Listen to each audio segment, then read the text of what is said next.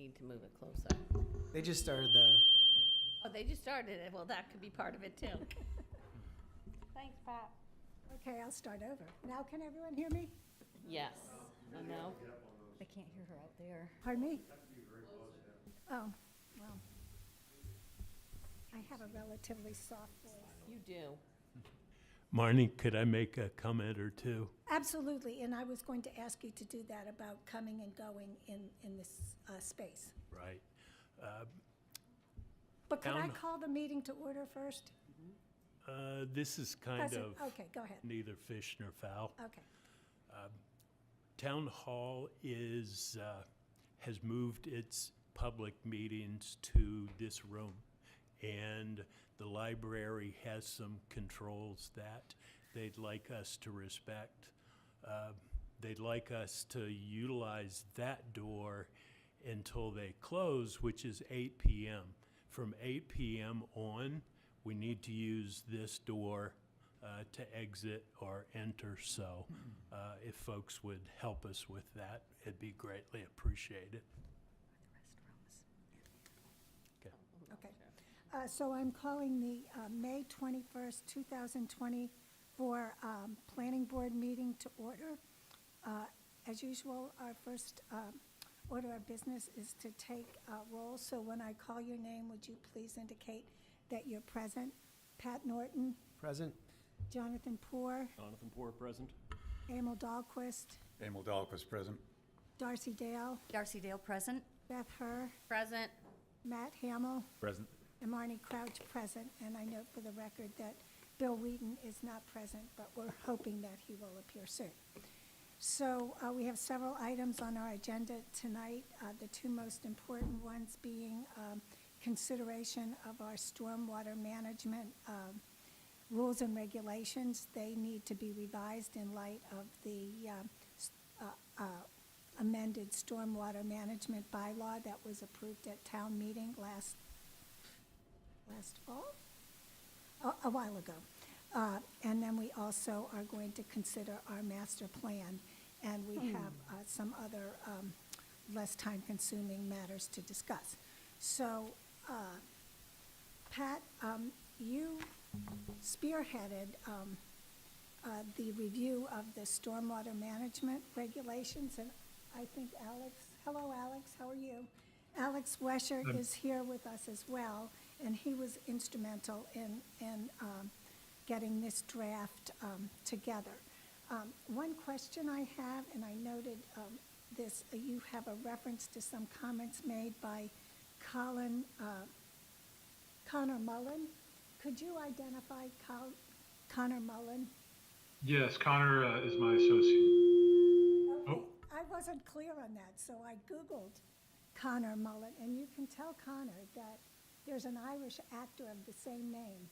But Oh, it's funny you say that. He's actually leaving for Ireland next week for a trip, so maybe he's going to a reunion. I just got back from Ireland, so I think he'll have a wonderful time.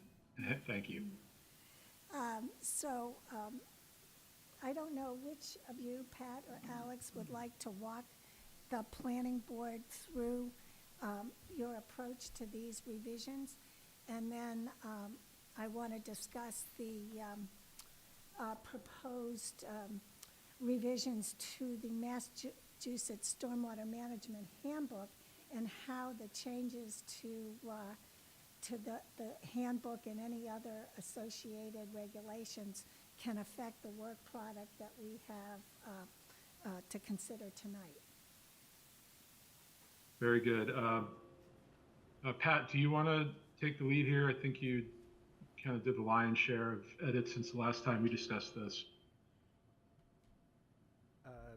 Yeah, I don't mind. I guess maybe important to go back to the goals or purpose of the effort. Mostly was to align with the updates that we made to the bylaw. Secondly, it was to simplify the rules and regs such that they could be more easy to apply to a project in how we define what is an administrative review versus a stormwater permit. So those were really the main two objectives of going through our edits. Alex, anything to add with regards to the whole purpose behind the effort?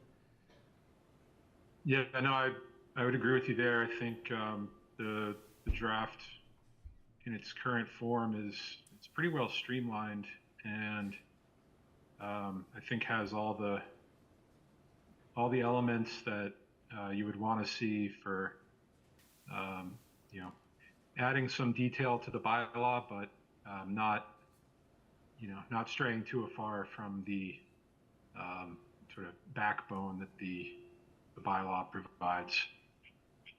So there are definitely more details in terms of the requirements for what's included in a stormwater management plan. More information about the procedural requirements for filing for an application. Yeah, there's a nice form now that makes it easy to fill out to make sure that you've checked all the boxes for the requirements of what you need for documentation and to fill in the information such that it's easy to assess whether or not it is a large enough, impactful enough project that requires a permit or rather just an administrative review. So that was another, I guess, major highlight in addition. Can I just interrupt? The Sure. recording was paused for some reason.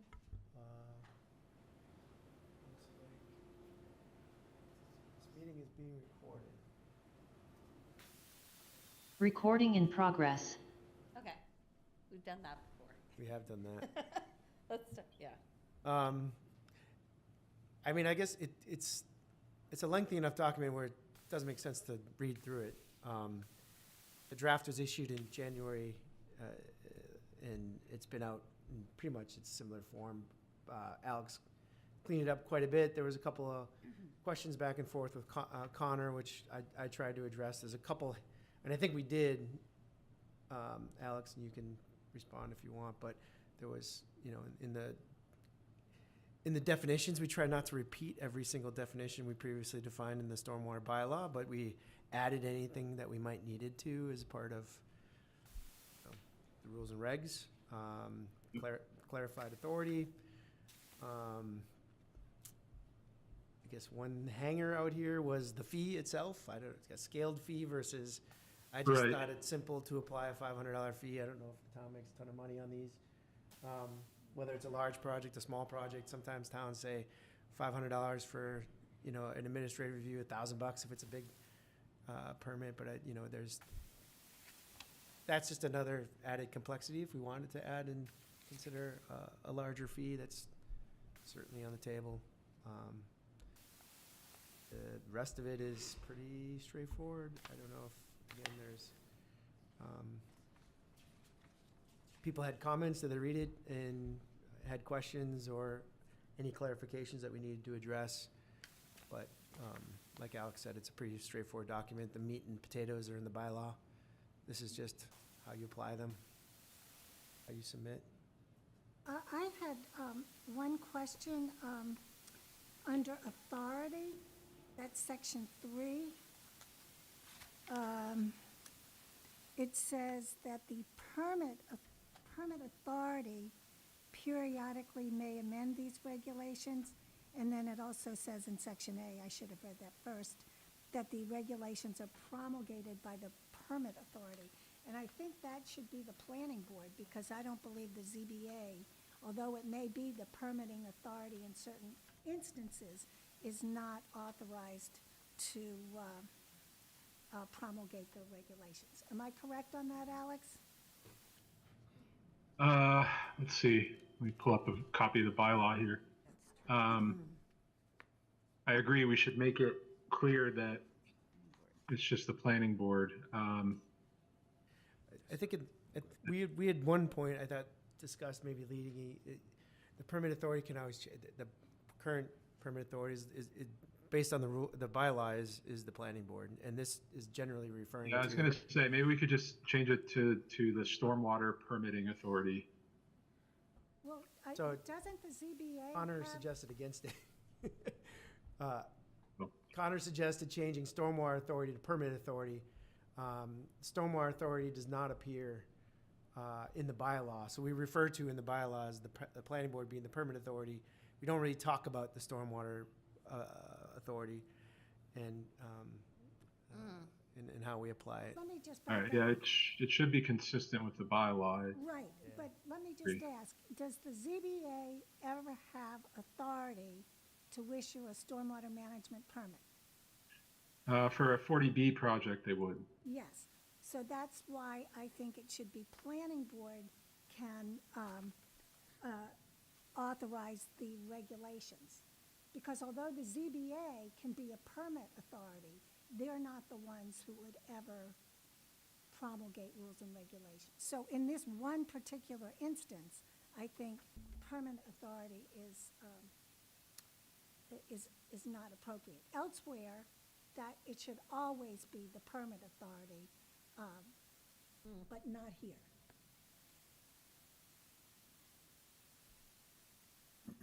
Yes, Okay, ma'am? yeah, we can make that change. But I think that's accurate. It is at this point. I guess the only way it would become inaccurate is if at some point in the future the bylaw was amended to change the permit authority, but that doesn't seem likely. Right. Well, if the ZBA can issue a permit under a comprehensive permit, then both the planning board and the ZBA can be permitting authorities, but only the planning board can issue regulations. And then the other question I had, bear with me, because I'm working from two different drafts. So.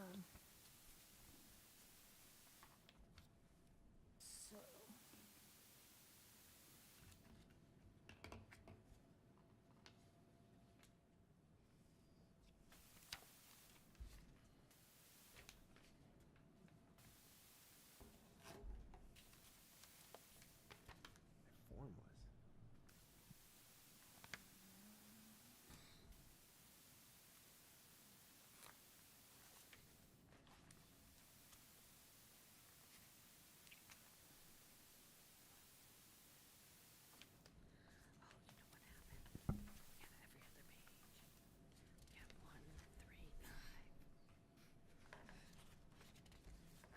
So.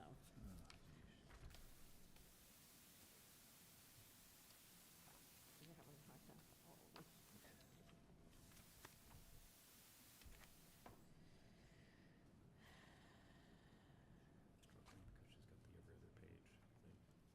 Possibly. Oh, well, we'll have to, I just answered my own question. I was working off the draft that had so many things deleted. I thought low-impact development technique should be part of section 6, but it actually is. It's just, I was working off a draft that had deleted so much, I thought that this was out of sequence, so that, I answered my own question. So I had a few stylistic issues, but I won't belabor them at this point. There was, I think, a capitalization issue and maybe consistency in how we referred to Mass General laws, but I will go through this more, the draft that we now have. It doesn't have a date on it, but I was working off the draft that was dated November 9th. So, do any other board members have any questions? I do. I was just wondering on the outstanding resource waters, ORWs, would that include the North Coastal Basin and the Chabaco watershed area?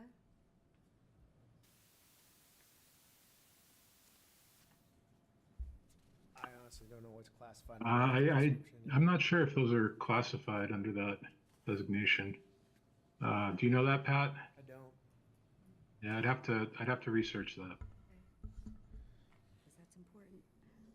Good follow-up, Darcy. Sorry, what was the name of the water bodies? It's called the North Coastal Basin, and it encompasses the Chabaco watershed area, providing drinking water to both Manchester by the Sea and Essex, and possibly someday, maybe even Hamilton.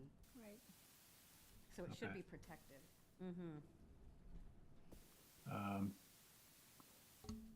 Well, I imagine DEP has a map online somewhere that has the different waters that are designated. So I will get you an answer on that. Thank you. I have a couple quick questions. Number one, has the board seen the revised application form? If we have, I apologize. I haven't.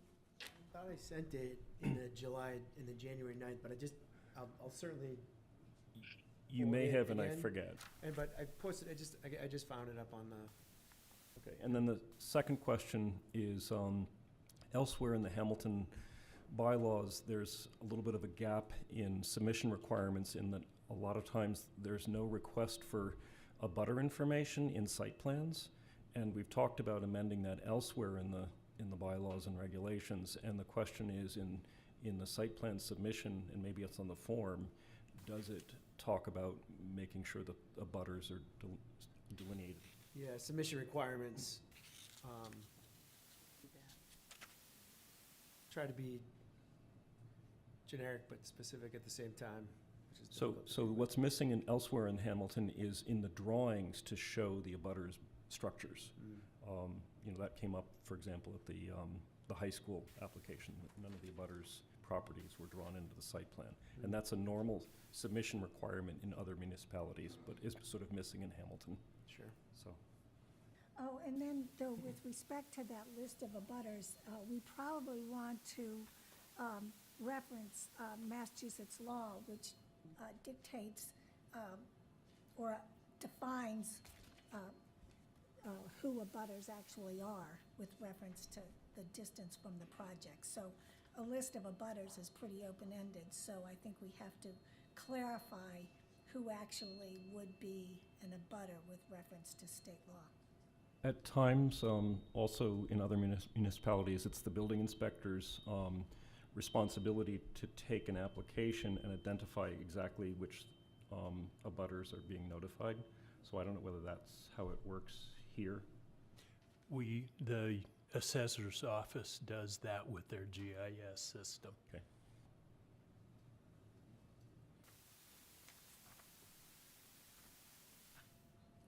Does anyone else have any comments or questions?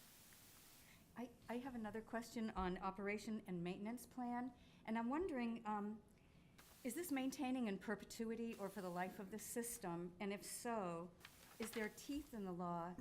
Because we know that there are people that will say yes, but actually not perform.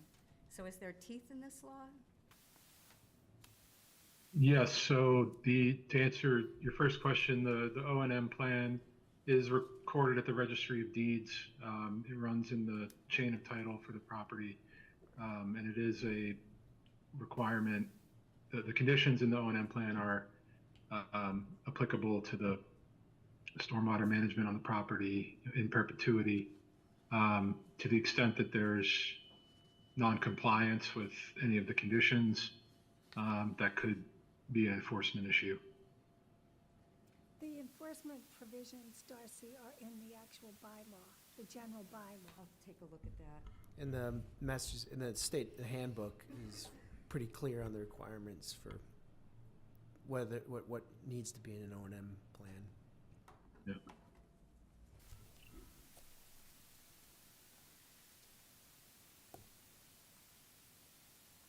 Well, my sense is that we're very close to being able to adopt these rules and regulations, but for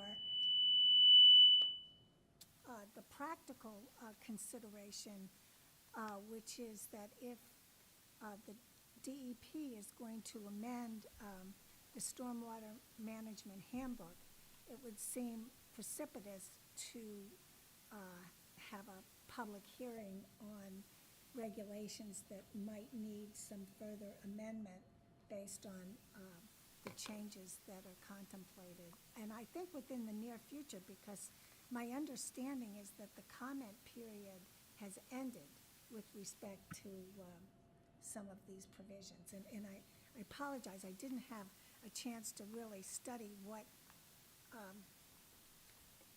what changes are ready to be made, and some of them would be probably more pertinent to the Conservation Commission than to us. But I do know that the Stormwater Management Handbook is going to be revised. It will be very shortly, Right. and it'll affect the bylaw more than the rules and regs. But should But- we wait and see? Well, the bylaw's issued, so we would be amending the bylaw based on the updates to the handbook. And Well, I from think the review that a civil engineer that I had do of the bylaw was that actually the state, we were a little bit ahead of the state. So with the requirements we had with regards to the removal of phosphorus and things like that, it wasn't really well defined in the handbook on how you go about doing that, or the mechanisms that you would get certain credit for doing that. So we put it in as a requirement. There's no real way for an engineer to check that they met the requirement. But now with the updates of the handbook, that'll be more clear. But there will be maybe potentially some inconsistencies with our bylaw and the updated handbook that we could look at, but I don't think it's really gonna affect the rules and regs. I think we referred to the current Massachusetts Stormwater Management Handbook. I know we referred to it, but I'm hoping that we referred to it as the current version.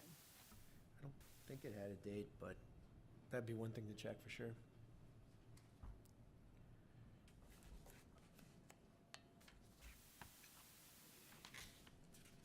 Oh, yes, it does. Just looking So now, I it does have say the latest edition. Latest edition of the Massachusetts Stormwater Handbook. So, you know, that was something that we should be pleased that we have in the bylaw. So, if the planning board is satisfied with this draft, and I can forward Pat the stylistic suggestions that I have. There was some spacing issues, and again, I was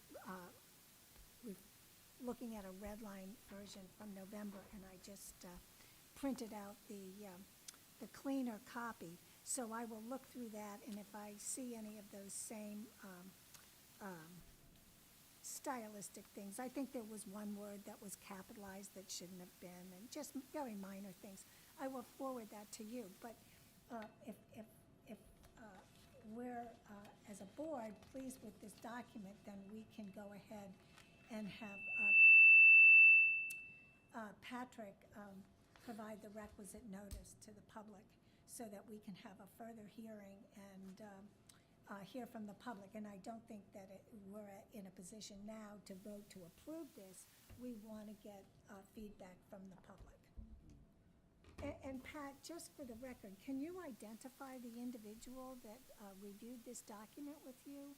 And his, you know, because I think it is a little bit, you know, it's a little bit awkward. I mean, to the extent he was involved in this, I'm wondering if there's a potential conflict if he were ever to appear before the planning board with a stormwater management permit application. I could ask the individual, but again, it was just to make sure that I didn't write anything that was in conflict with the handbook. It wasn't, and again, you can refer back to the original version of this. There's no changes to the intent behind the original bylaw. Again, the two goals were to align it with the updates to the bylaw we amended, and to simplify the document and add the form. So. Right, None of but the- that wasn't my question. My question is whether or not this person would likely appear before us with a stormwater management permit application, and I don't want to get us in a position where there's any question. Sure.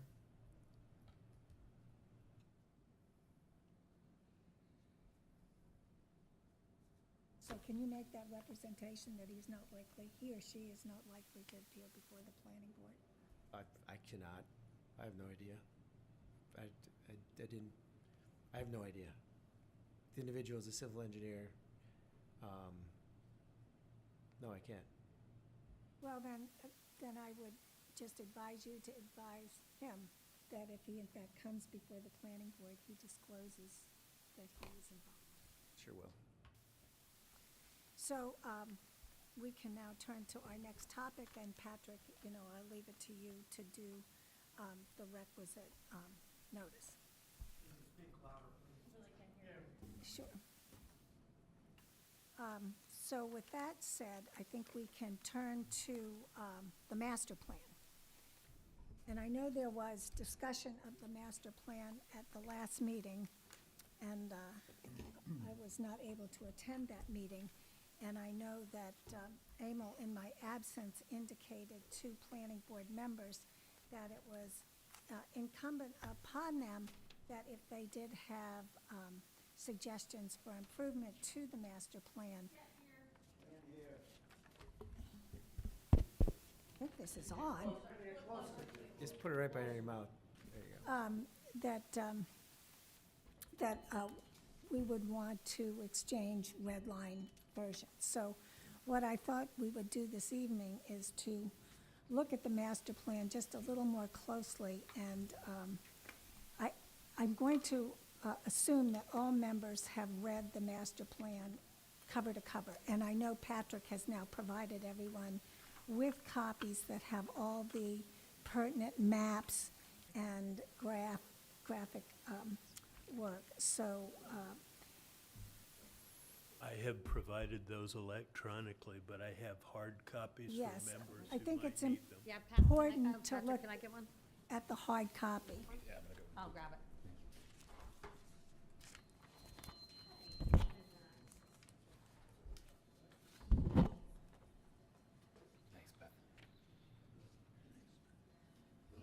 I'm all set.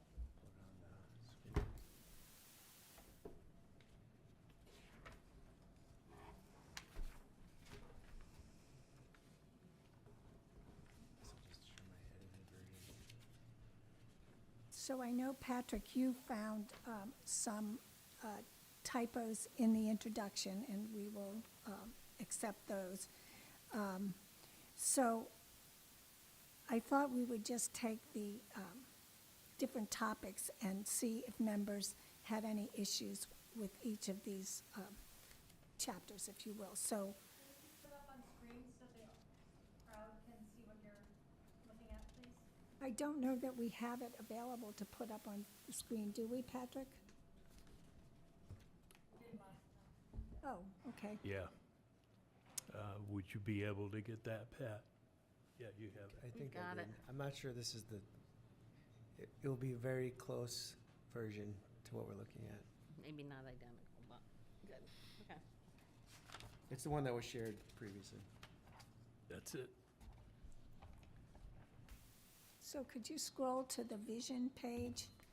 It's not actually numbered. Sorry, to the what page? Vision. Vision. Vision. Vision. I'm not sure the vision is on this one.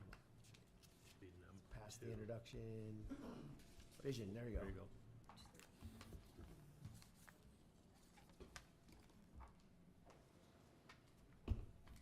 And I think that we established that, Emil, when he was on the Master Plan Steering Committee, was responsible for how this vision reads. And I think that when we had outreach sessions with the public, they responded to this vision: protect, grow, and provide. So I actually think that this is one of the better aspects of this master plan, this statement of the vision for the town. I 100% agree. I think it is spot on. Emil did an awesome job with the vision. I think we should always challenge ourselves to look back at the vision when assessing the goals. So if any of the goals we're looking at to establish don't align with the vision, we may be on the wrong path. So just keeping the vision in mind when reviewing the goals is, I think, an important aspect, because Emil did an excellent job with the Right. with the vision. And jumping ahead just a bit, I know from listening to the last meeting, that there were considerable discussion of the key issues. And I think what needs to be done with respect to those key issues is to perhaps reconfigure them, but tie them into the vision. So that the key issues have a much better context, and that the relationship among the different key issues can be discerned, because there's considerable overlap. And I know that when we were doing the master plan, the inclination was always to put everything in a bucket, even though so many aspects of a master plan are interrelated. And I think that's a point, Jonathan, that you made. So when we're going through this, I want us to think about how we can reformulate the key issues in a way that shows their interrelatedness, their connectedness, and how they tie to the vision and hopefully the goals as well. So we like the vision, that's good. How about the goals? Now, the goals, in my mind, are pretty generic. I mean, it's hard to dispute these goals because they're not very specific. But Excuse me, Marty, these goals actually are established by the state. They want every master plan right, yes. to include certain of them, like natural resources and so forth, so. And I'm sure every towns are very similar. Yeah. So, did anybody have any comments with respect to these goals? Or, and these goals, though, this is a larger statement that I'll make. The Master Plan Steering Committee did not formulate these goals in a vacuum. There were a number of different sessions to which the public was invited, and the consultants had different activities and different ways of eliciting information from the public. So these goals are a synthesis of information that was gleaned from public participation in these workshops. So I put that out so that it's not our job to rewrite these. I'm just saying, does anyone have any issue with these in terms of how they're stated, or even grammar and spelling, whatever, any typos? Have it larger, then you shrink it down, just since there's a lot of people back here, you could make it. That's perfect, yeah, thank you. Thank you. That version doesn't have the community facilities and services goal. Is that on another page? It's on the next Is it page. below? Just gonna get this out of the way.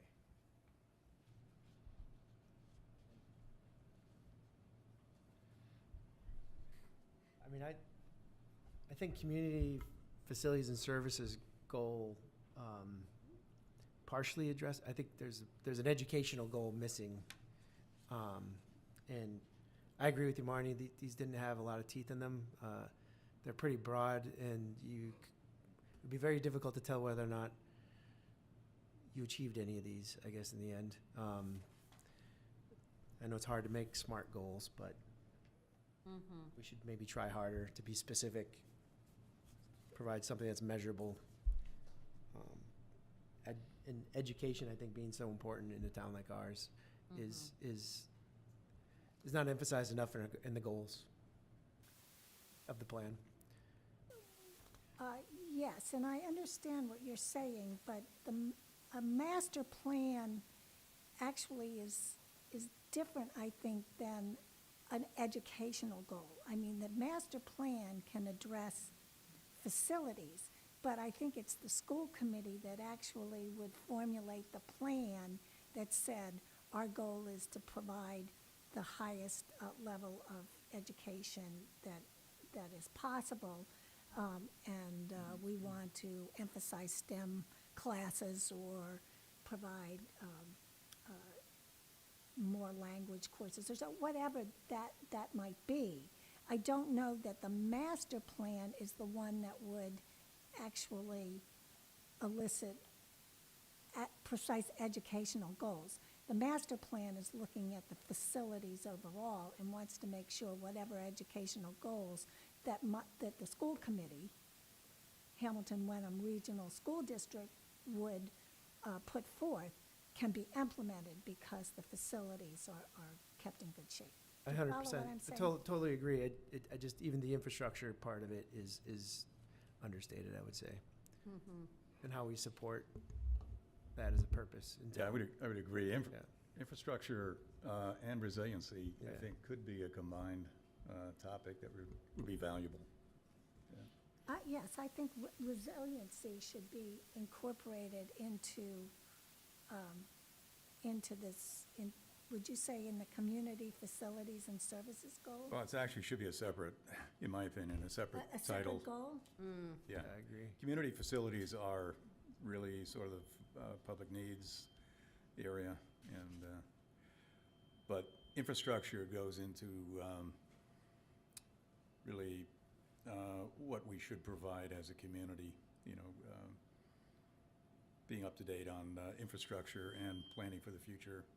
And that means a lot. It means water, communications, wire, pipes, whatever. And then resiliency is, of course, acknowledging the fact that times might be changing in terms of weather and so forth. So that actually is an important one, but I don't know how much we want to quibble with this guy. I think they did a terrific job Well, for what no, they needed to do. But, no, I think, and I have one other that I want to mention. but infrastructure and resiliency Yeah, could be a short paragraph. yes, could be.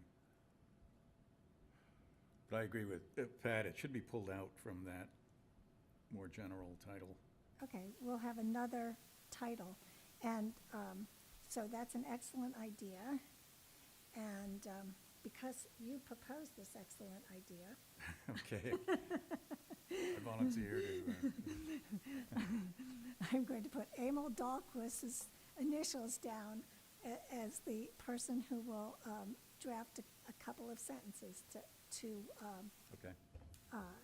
reflect that. And I don't know if this would be the place where we might want to talk about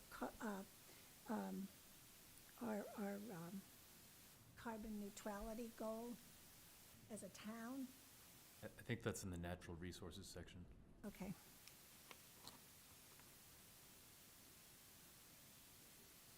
Oh, yes, it is. Okay, so you're right. Thank you for that. I've read this Marty. through.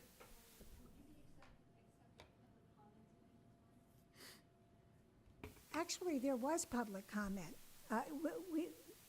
This master plan steering committee exists Now, today. today. Right.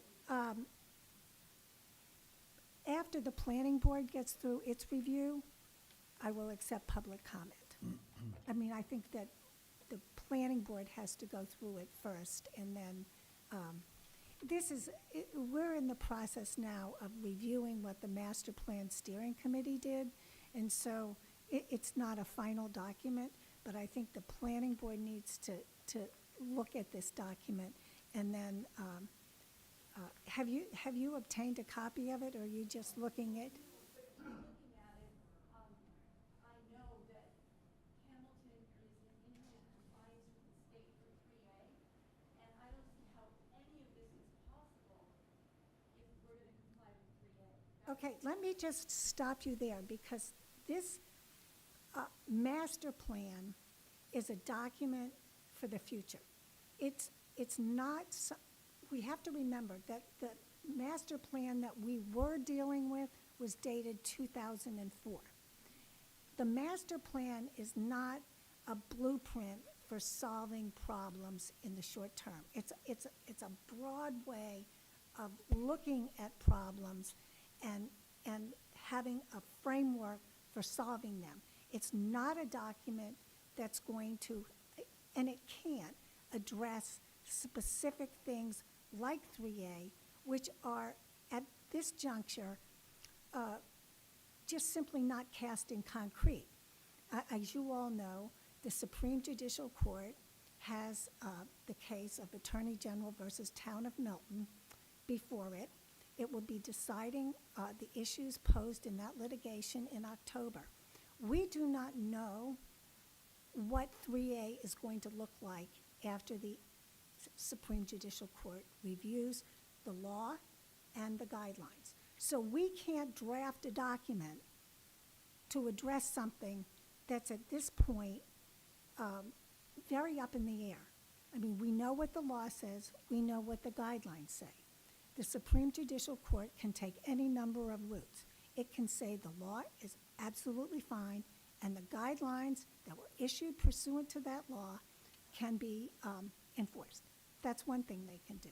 They could go the other way and say the law is not valid. They could say the law is valid, but the guidelines are not. So there are a lot of parameters, there are a lot of moving parts, but the master plan is not the document that's going to resolve that issue. It has to take a much broader view and a much longer term view. This is a document for the future. And so we can address 3A. We're not going to try and solve 3A in this document.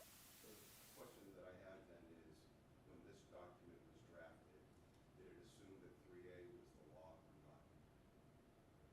We have a section on 3A, and that's one of the sections that I personally want to amend. When I was on the Master Plan Steering Committee, there was a provision in this document about 3A. There was a discussion about it. The committee indicated that they liked the language, and I indicated to them that I did not. And I said, as a planning board member, the planning board in the last analysis has the ability to write that section. So I intend to put something in this document that's very, let's just say, amorphous, because we do not know at this time what 3A is going to look like. I'm sorry, you didn't answer my question. It's a yes or no. Did it assume that it was in place when it was drafted? Yes or no? Well, the drafter of the document assumed it was in place, but, as I said, that that paragraph is going to be amended, because it's clear to me that there is the potential that 3A will look different. I think there's more potential that the guidelines might look different. But You assume something that the town hasn't voted on yet. of course, no, we did not assume that the town would vote on it. No, we just assumed that I think the assumption in this document was the validity of the law. And obviously, I would never assume that the town of Hamilton would vote in favor of 3A. I would never make that assumption. Marty, I think the last discussion we had as a board, in your absence, kind of at the end of looking at some of this, was that there were some pretty big elements we wanted to address, maybe as a work. And I think it was also, you know, we're questioning the timing of trying to push something like this through at this moment, because it's been on the shelf collecting dust since 2005. There's some big meaty topics in town that we could probably spend the time to work on, a lot of the sections, and then in the key issues, maybe April timeframe, let's say, after town vote, we can revisit the document again after having worked on it for some time with smaller groups. I volunteered myself to work on some of the sustainability goals. You know, we outlined carbon neutrality as a goal, but we don't address it anywhere else as a topic to work towards. So I think that was where we land. If I'm not wrong, that's where we landed. The last discussion is maybe taking a step back, developing some subcommittees to work on this document while the town works through the bigger issues. Right. Well, I'm not sure that we can postpone this master plan indefinitely, but what I want to emphasize here is that this document is not, is not going to be the solution to different problems. What we have to address is that there are certain issues that the town is facing, and the answer to those issues is not clear at the present time. So yes, and when we get to it, what I was hoping after we finish goals is to skim through the existing conditions and get to those key issues, because what I'd like to do is tie the key issues to Chapter 2, the vision, and reformulate them in a way that makes a little more sense. But I don't know that we can wait indefinitely, because there will always be another issue. You know, I'm not that's saying a- indefinitely, I'm saying until April. I mean, Well, we've that's- been waiting since that's- 2005, so let's wait till April. And get enough people involved who are willing to participate in developing some of the things that we think are needing to address, which are difficult to do in a hearing like this. Well, the problem with your approach is that the master plan steering committee actually did all that work.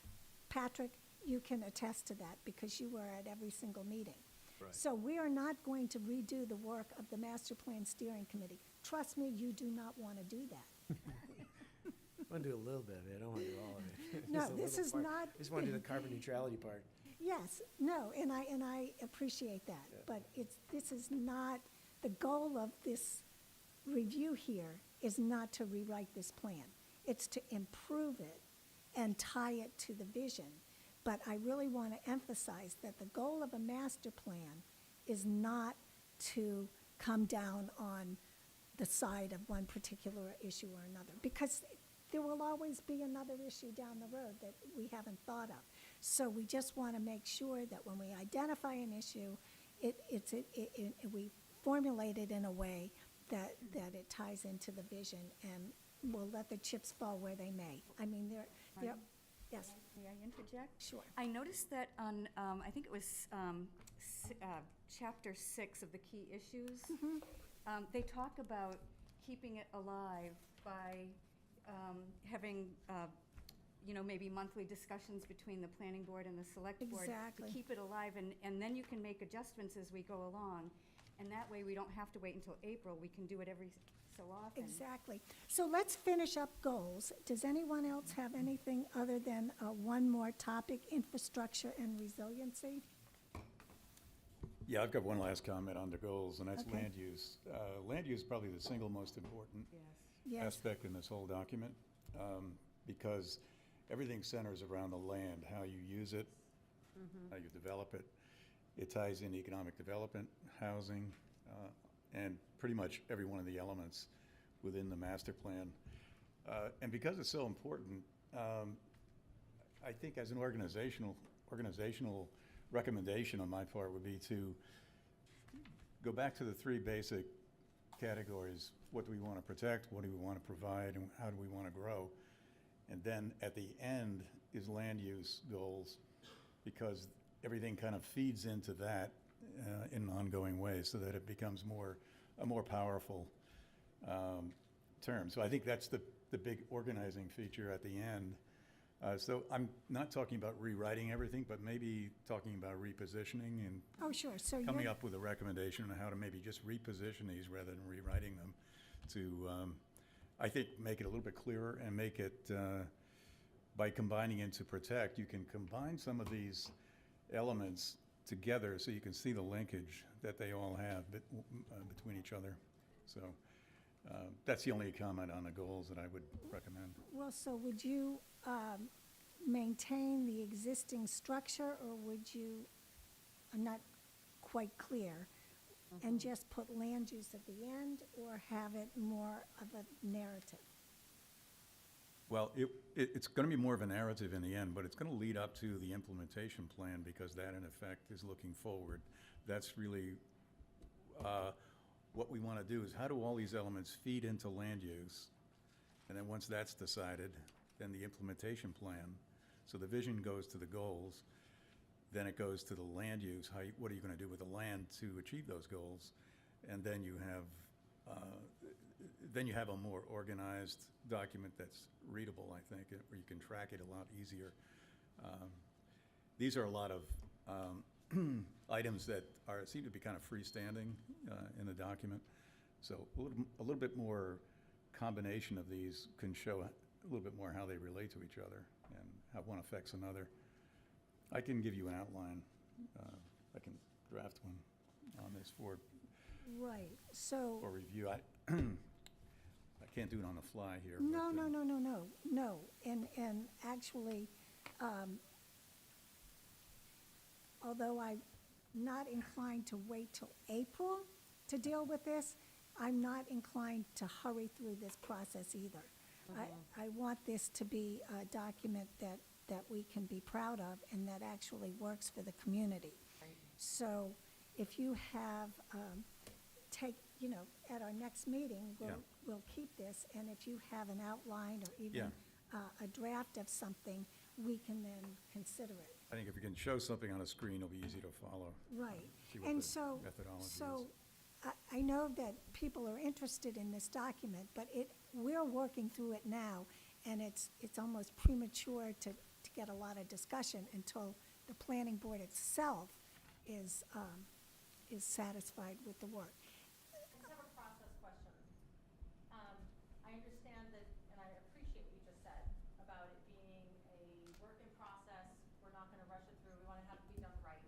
That's what Karen is saying. Let's really think about it and get it right. So that's great.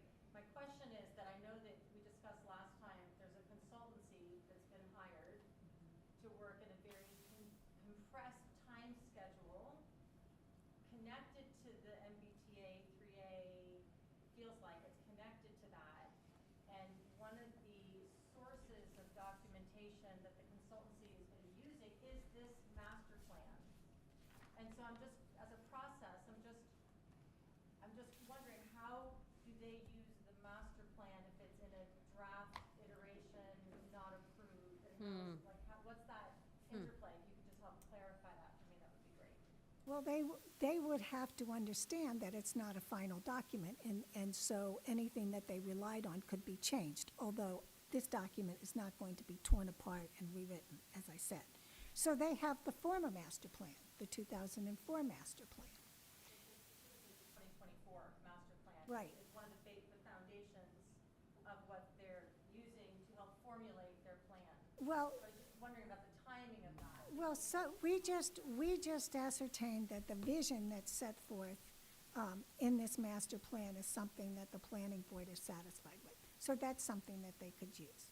But I can't address that at this moment, and I'm not privy to how they would intend to use that, but there will be an advisory committee that can keep them abreast of where the planning board stands on this. So please, if you could hold your questions until the planning board has completed its analysis.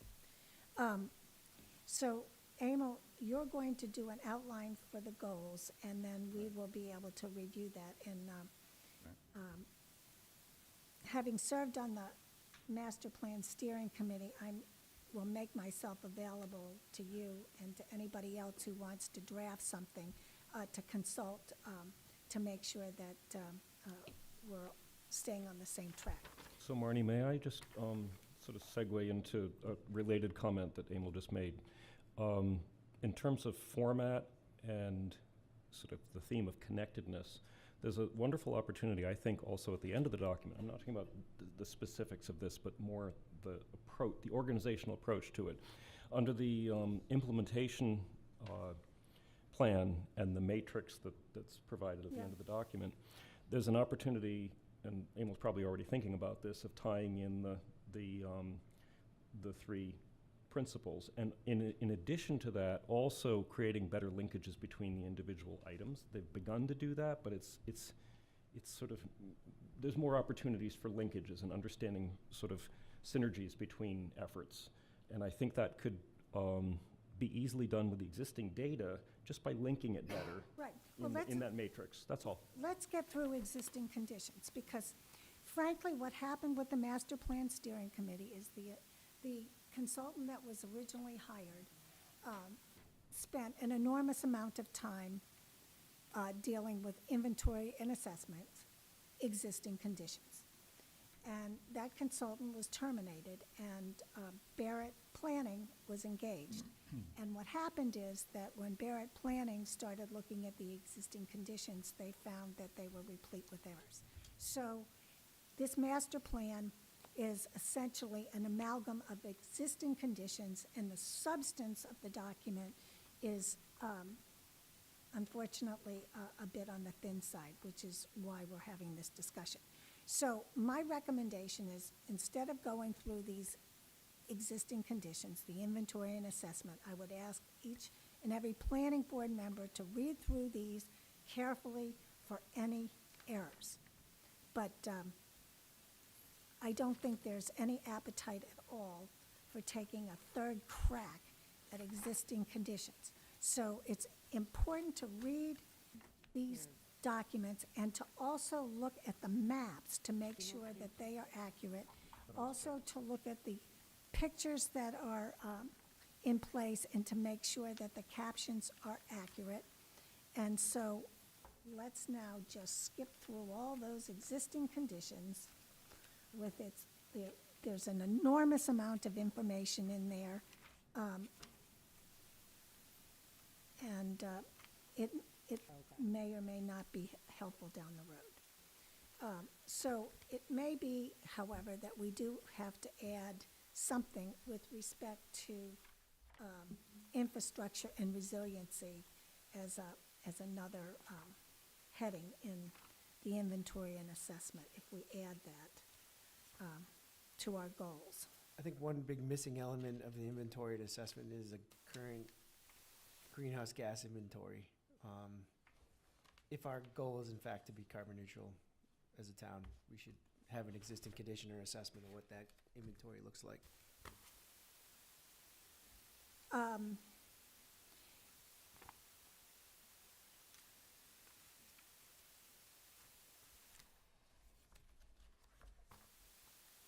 trying to see if it could be incorporated into any of the other categories, or whether it would need to be a separate category.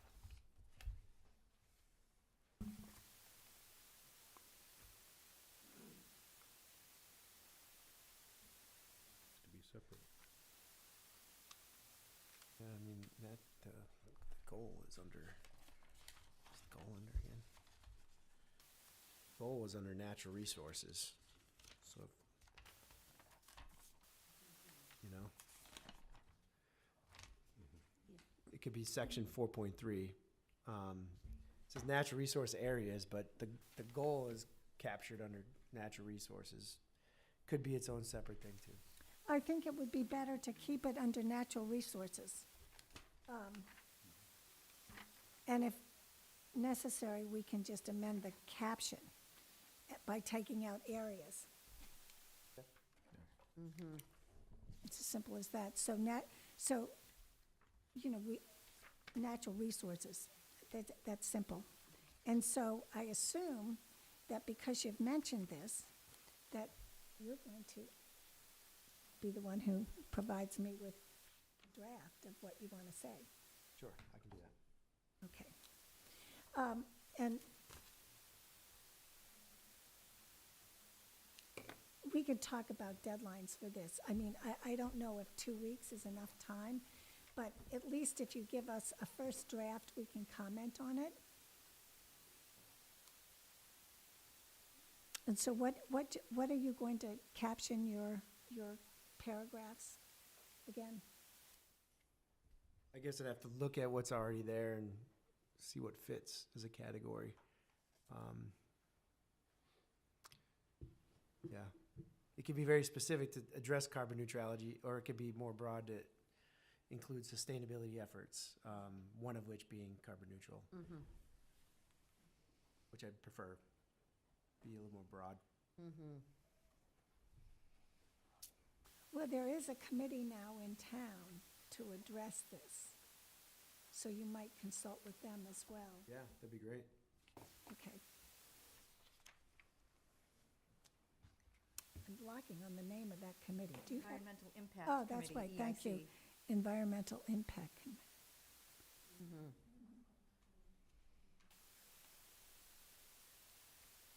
Thank you. Okay. So, I think we're good.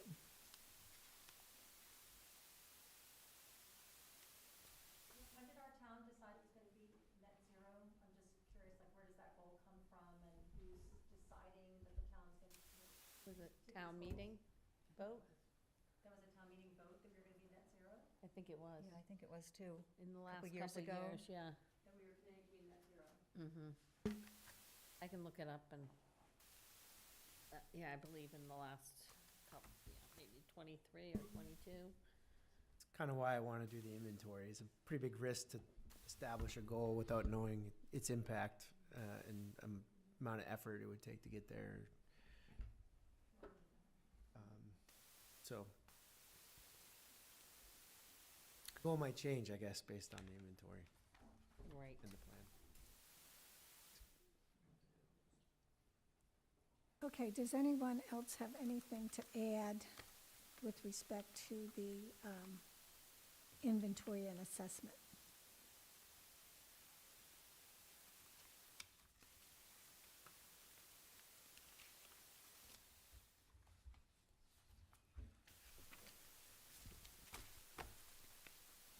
Okay, so let's look at key issues and the implementation plan.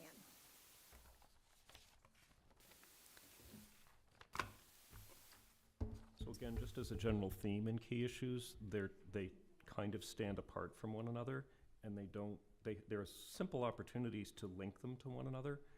And I think without undoing what's here, as a trial, I tried a couple sentences, like for example, I took the utilizing public spaces. A lot of this talks about Patton Park, and one of the golden opportunities with all of this is to create greater connectedness to Patton Park, but it doesn't really mention that anywhere. And so there's like 4 different categories of things in key issues that are related to Patton Park, and it's also kind of missing in the Patton Park master plan to really kind of link it to the rest of the downtown region. So just a couple sentences would position this better so that folks can see the connectedness of the themes. Right, Just an example. right. And I'd be happy to, take a stab at a few sentences that could be additive here without recrafting this. Right. It would just hint at the connectedness of things. Of course, and I appreciate that. So we have, though, a section on affordable housing. We have proactive planning for housing. So those key issues are very related and probably should follow one another or be. And they might want to be put back through the lens of what, how Emil characterized things. Right, So, right. so again, without undoing the work that's been done, I think there can be some subtle repositioning that makes these a little more focused and a little more connected. Right. Yep. There are also some broad subjective statements which may or may not represent, like the one I've highlighted here. Residents often cite mixed commercial and residential development as part of their vision for future of these locations. And I don't think we should include that kind of language in a plan, taking a subjective analysis of what Where the are you, residents may or may not. where are you reading, what page? Under commercial growth on key opportunities, there's some language when we talk about people. Well, remember, some of this information was gleaned from public input. But there's other public input also not considered as part of the statement, you know what I mean? But it's impossible for a master plan steering committee to ascertain public input if the public input is not, So we shouldn't reference it, I guess is my point. well, with respect to commercial growth, I mean, in the Willow Street overlay district, I mean, we're seeing mixed, I'm just, mixed use. as it relates to the reference to Gordon Conwell Theological Seminary or Winthrop school sites, is my point. Existing overlay, yeah, of course, like, those are existing bylaws, and we should be taking advantage of them, but I think we're being a little overstated in some of these comments, and we should look at the language we're Well, using. then, what I would suggest is to do your red line version, and we can consider that. Absolutely. And like with respect to the Winthrop school site, I mean, that Winthrop school site is not something that the planning board has any control over whatsoever. It's not before us, Mhm. and we can't, all we can do is plan if the Winthrop school site becomes available, or plan if the Winthrop school stays where it is. Totally We agree. plan for either eventuality, but it's not the planning board that will determine what that actual use of that land is. Totally agree. And we have to make that clear in this document, and we can't wait for a vote at town meeting in April to get this done. I don't think we want this master plan on our docket for that length of time. I think we can address the issue in a reasonable manner. And, I'll provide my red lines. okay. I think Marnie just hit on a really key point that I think is useful for everybody to bear in mind, which is a good master plan provides for a lot of flexibility. You know, for example, there's a perfect example of it where Winthrop School could come into play or never come into play, but a good plan prepares for either eventuality and is flexible either way. And that's the case with 3A. I'm not going to share my personal opinion about 3A, but I can truthfully say I've not encountered one individual in Hamilton who thought that the MBT zoning was a good idea. So we can hope for the best, but as a planning board, we have to prepare for the worst. I mean, we can't just assume that it will go away and that it will never affect this town. We can't make that assumption. I don't like to pay taxes, but I have to pay my taxes. And if I don't pay my taxes, there's a problem. And if you look at the litigation involving the town of Milton, one of the Attorney General's prayers for relief in her complaint is that if Milton doesn't create zoning districts, then she's seeking the authority to do it for them. So one would have to ask yourself, if the Supreme Judicial Court said you have to have an MBT zoning district, excuse me, would you rather have that district prepared by town officials or Andrea Campbell? Well, we have to vote on it before anything happens. Right, we have to vote on it before Right, anything so happens. hopefully. But I'm just saying, you know, ask yourself that question when you go to the, you know, if in fact the SJC says that the guidelines, and that's an assumption. But as I said, hope for the best, plan for the worst. And so, you know, There's also another lawsuit, you're probably aware of, a Rockport lawsuit that's challenging the whole law based on home rule. and I am aware of that.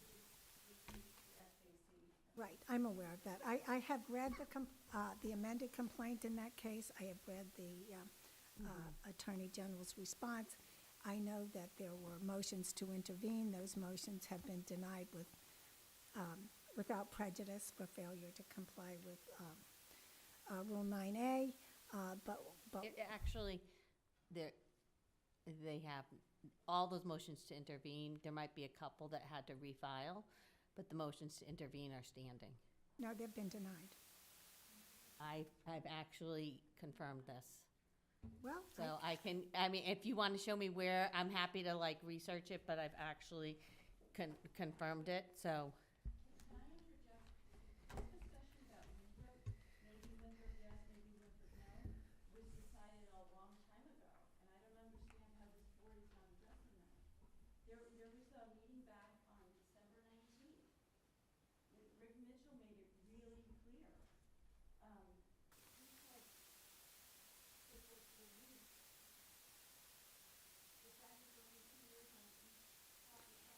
the lease was only extended for 5 years. And so he said a lot of things in that meeting. Excuse me, I'm going to interrupt you. All I'm going to tell you is that the select board, if it turns out that the Winthrop School remains, they can extend the lease.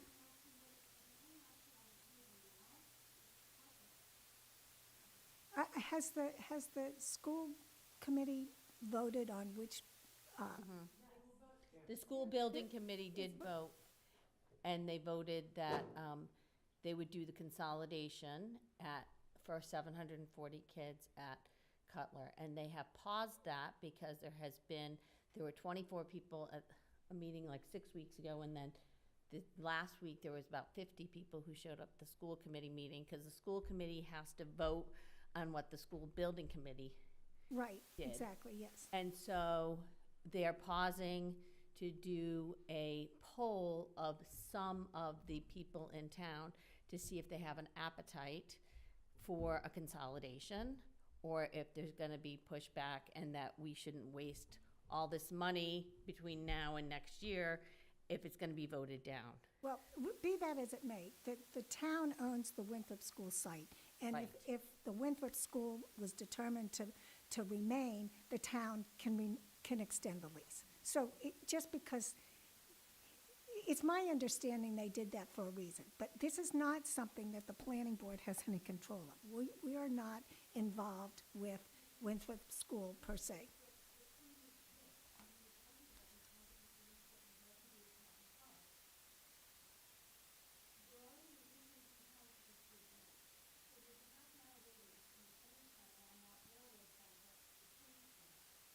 that now gets taken away from the planning board purview. The state now controls the zoning over all of this. And that's just the fact. We're not going to get in this is not about 3A. We do not have a proposed 3A district before us. We're not going to, we're going to be out of compliance come December 31st, 2024. We For the have moment. For the moment. Let me interject something. As members of the audience would like to speak, we need to have you come to the lectern here. Otherwise, HWCAM can't hear you or So record. my name is Lisa Terranova, 54 Woodland Mead, and I'm just very confused. Excuse me, ma'am. I had stated, I'm sorry, Marnie, because Patrick, I thought he asked me to come up. right. I just want to When we're state, done with our review, I will hear the public about the master plan. I do not want to turn this meeting into a referendum on 3A. As it's I- not, I'm just confused. Well, I don't understand how you do the master plan when this part of town is no longer under local control. That's it it. is under local control, until such time as a 3A district were to be adopted by the town of Hamilton, we have total control over, we do not have a 3A district. A 3A district has to be voted by the citizens of Hamilton at town meeting. And as I explained, the status of 3A is very much up in the air until such time as the Supreme Judicial Court of Massachusetts makes its ruling in October or sometime thereafter. So this is not the forum to talk about 3A. There is no 3A zoning district in place. There's just the parameters of the guidelines and whether they retain their effectiveness, as I said, is up in the air. So there's nothing concrete about 3A that should occupy our time at the moment. Okay, so key issues, let's talk about key issues. Jonathan is going to take a stab at reorganizing these, and Jonathan, I'm happy to, provide you with any input that I can. I was gonna redline for you the commercial growth section. Yeah, and again, if Jonathan wants to take a stab at it, you can too. And what I think that would be helpful is once we get those red line versions, that we can then compare them and come to some consensus about how we might want to modify this document.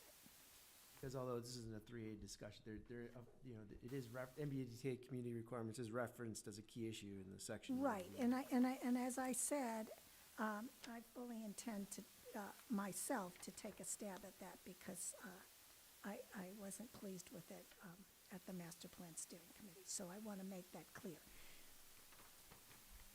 So we have a plan to deal with key issues, and so the implementation plan, again, that we can turn to that.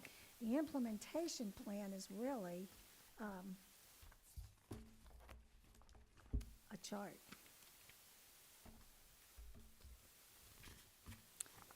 So, comments on that? Yep. We both, you go ahead.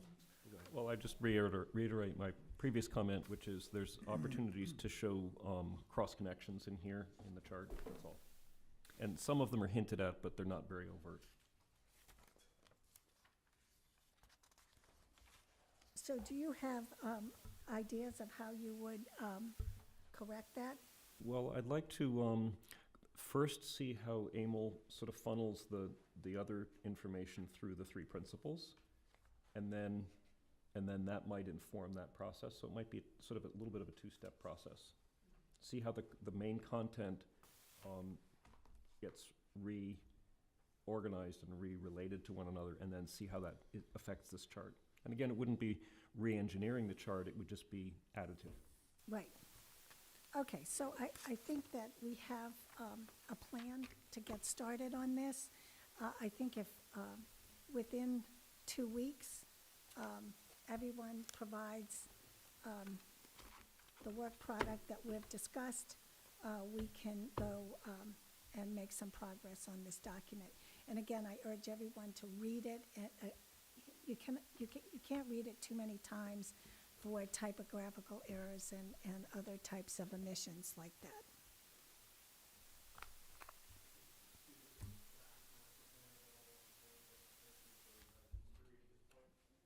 No. It could be, but I have to tell you that this document is here for us for review. Anybody who had interest in the master plan could have gone to the master plan steering committee meetings, which were all public meetings. Pardon me?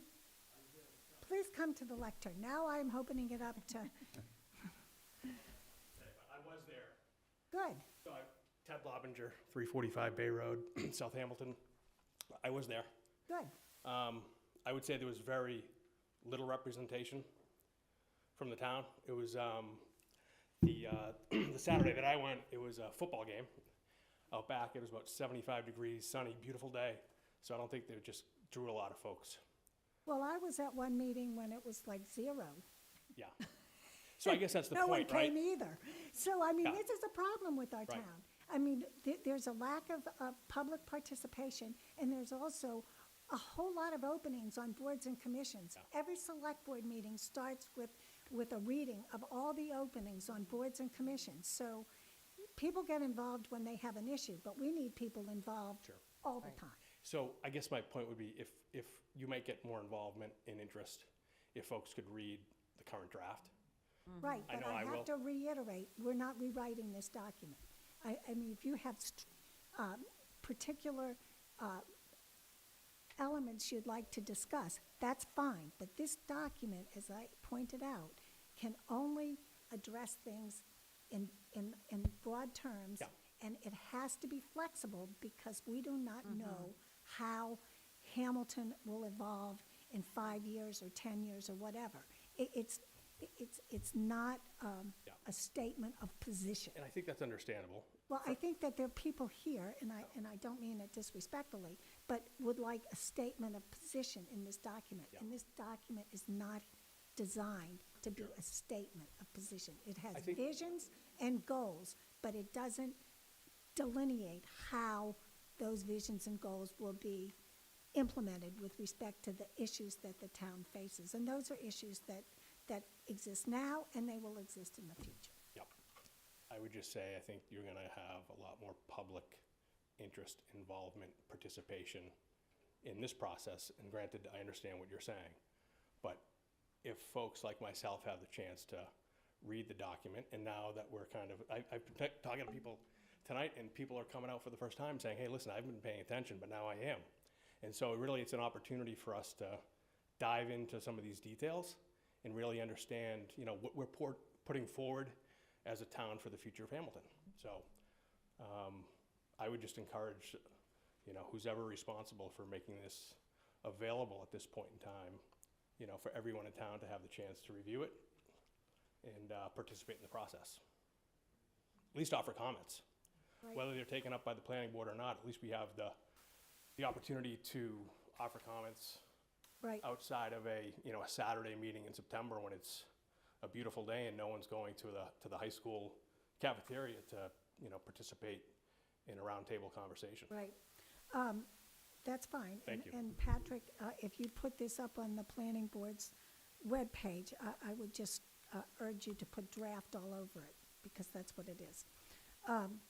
But there are appendices to this master plan, and they include summaries of the community meetings at which citizens of Hamilton were present. So there was ample opportunity for people to come and talk about what they saw as how Hamilton should plan for the future. And we cannot do another master plan steering committee as a planning board.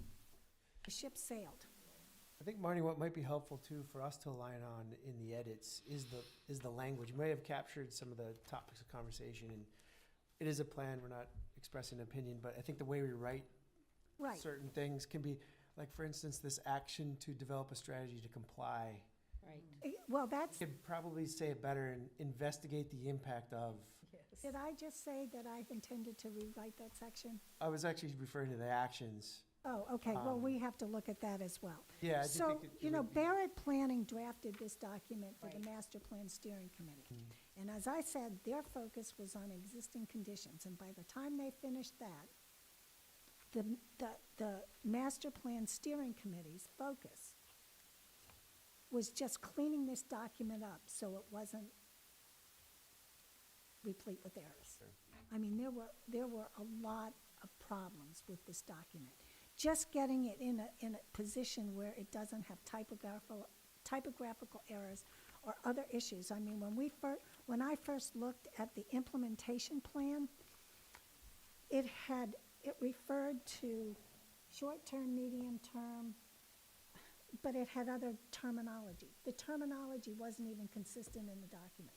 So just getting consistency was difficult before we could even turn to the substance. So it was a difficult task, and it was also a challenge to the members of the Master Plan Steering Committee, because believe me, it's no fun reading a document 2, 3, 4 times. It's difficult to do that. And so we have this document. We're going to try and make it as close to a masterpiece as possible, but I don't know that we will achieve that goal. But we will put it up on the website. I will make an opportunity after the planning board has gone through its iterations for people to comment. But I can't stress enough, this is not going to be a venue to discuss the topics of concern that are affecting the community, and that's the schools. The planning board has no control over that. And with respect to 3A, we can only talk about that in very general terms. And the planning board does not have a 3A district on its agenda. And at town meeting, essentially, the town of Hamilton voted by authorizing the expenditures of funds for a form-based code to not comply with 3A. We are not going to meet our December 31st, 2024 deadline as set forth in those guidelines. So it's not going to happen. So we do not have a district that we're going to consider. It's not on the table. So we're not going to have discussions on those particular issues. So I'm going to end the discussion of the master plan unless someone in the audience has something that's compelling that they must add to this.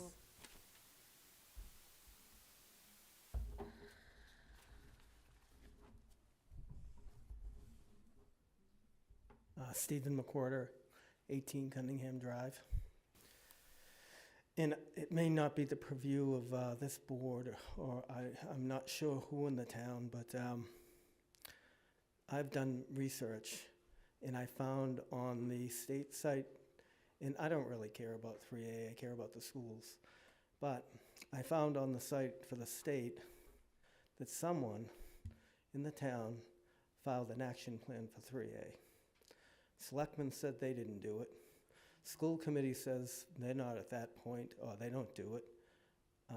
Just want to, for record, I'd probably like to ask the select board and the town manager maybe who did that, but there is a form there that's checked off that from the state for 3A, 177 communities in Hamilton, it says they filed an action plan. Is there any way maybe they took this isn't out in the public and somebody filed it or a consulting company had it? Just wondering. Let me give you some background on that. On behalf of the town, I prepared a verbal action plan, which was basically a discussion approach as to how the town could address it. Didn't give them dates other than we complied with the dates that they had before us, which was December 31st of last year. We submitted a concept notion of how we could potentially do it, but we haven't done anything since that time. And was mentioned a while ago, town meeting did provide us with the ability to hire a consultant firm to focus on a public engagement process as well as a planning board process that does look at form-based zoning at the same time as integrating 3A into that. As everyone in this room is fully aware, any zoning bylaw that the town wants to pursue comes back to the voters. So, yeah, it will be talked about. It will be discussed by the advisory committee, in addition to the bigger element, which is that form-based zoning approach that we'd really like to focus on giving us a better approach to how downtown can work in the future. But it needs to address 3A. And at the end of the day, when their product is completed, it comes to this planning board in public hearings as a zoning article. Folks in this room and your fellow residents will ultimately vote on that, either up or down. But my job was to, on behalf of the town, save the resources that the state was providing us. Yeah, I know that the Hamilton Housing Authority was going to be penalized $28,000 of their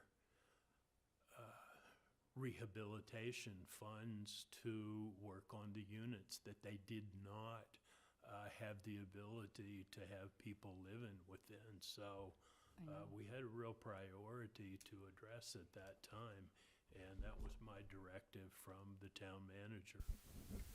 I just also want to say that when we went to town meeting this spring, that warrant article never mentioned 3A. It talked about the downtown, and it deliberately omitted any mention of 3A. So when people voted for that, they didn't realize that's what it meant. And that's the truth. Well, the bottom line, though, is we will not be in compliance with 3A. I want to indicate to the people present, if you are adamant in your opposition to 3A, the effective approach to me would be to contact your legislatures and a letter writing campaign, or go sit on their doorstep.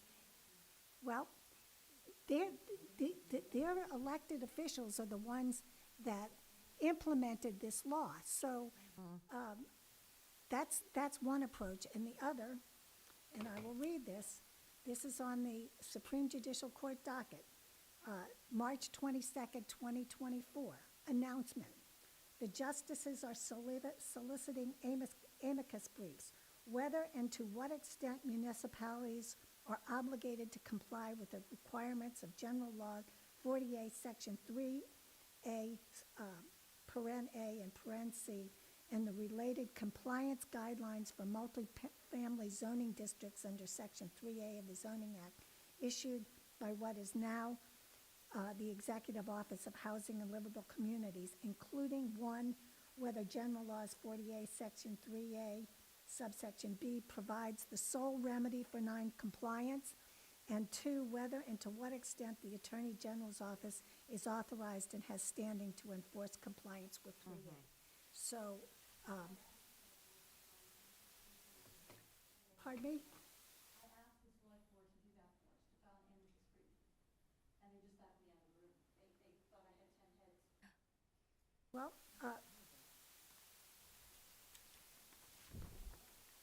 it's something that is worthy of consideration.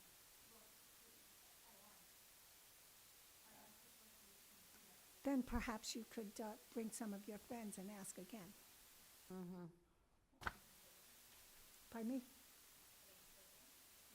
Right. But, I mean, this is an opportunity for small towns to have their voices heard. Right. Because I think we will all would agree that Section 3A is a one-size-fits-all. And so these smaller historical towns have the potential to lose their character. And it seems to me that the beauty of rural New England and the small towns along Route 1A and elsewhere are immeasurably valuable to the Commonwealth. And there's an opportunity to make very good arguments as to why the guidelines should be tailored in a way. Question. But that's not for tonight. And I have a question. Would it be something that would be appropriate for the planning board to discuss and vote on sending something to the select board that we were in favor of filing an amicus brief, since we are in charge of overlooking at zoning? Is that something? That is something that we can consider, and let's talk about it more Okay. in depth at our next meeting. I'm looking at the time. So I think our discussion of 3A. So that was helpful. Yes. So, Deb Safford, 46 Maple Street. I just have a question about the actions here. So I really appreciate what you're saying about 3A, and I think it's great, because I think it's really important, especially, as I said last time, that you guys on the zoning, on this planning committee, like, you should be all for not doing 3A, because it takes the power from the people and gives it basically to the state. Could we address the master plan? And I'm just wondering about these things here with these goals, given that that's your perspective, the 1A and the 1C both really tie into those issues, and I'm just wondering why they're action items. Ma'am, we're going to be looking at this. That's what I explained to you. Jonathan Poor just indicated that he was going to be going through these. So this is a draft. This is not final. We are reviewing this language. And so I don't mean to cut you off, but you're going to have to trust us and look at the next iteration and not focus on this one. Yeah, it's just that when you say we're not going to talk about, like, we're not related to it, and then it's up here, it just seems like it's inconsistent. I just want to be consistent. We're going to adjust the language to indicate that the town is going to address it. The planning board has nothing, nothing before it at this time. There is no 3A district. But the consultancy that's being hired is tying in. We will see what happens. doing As it. I've tried to explain to you, in October, there should be clarity as to what the responsibilities of towns are. Okay? There should be clarity at that point. But we have to draft a document that takes that So- uncertainty into account.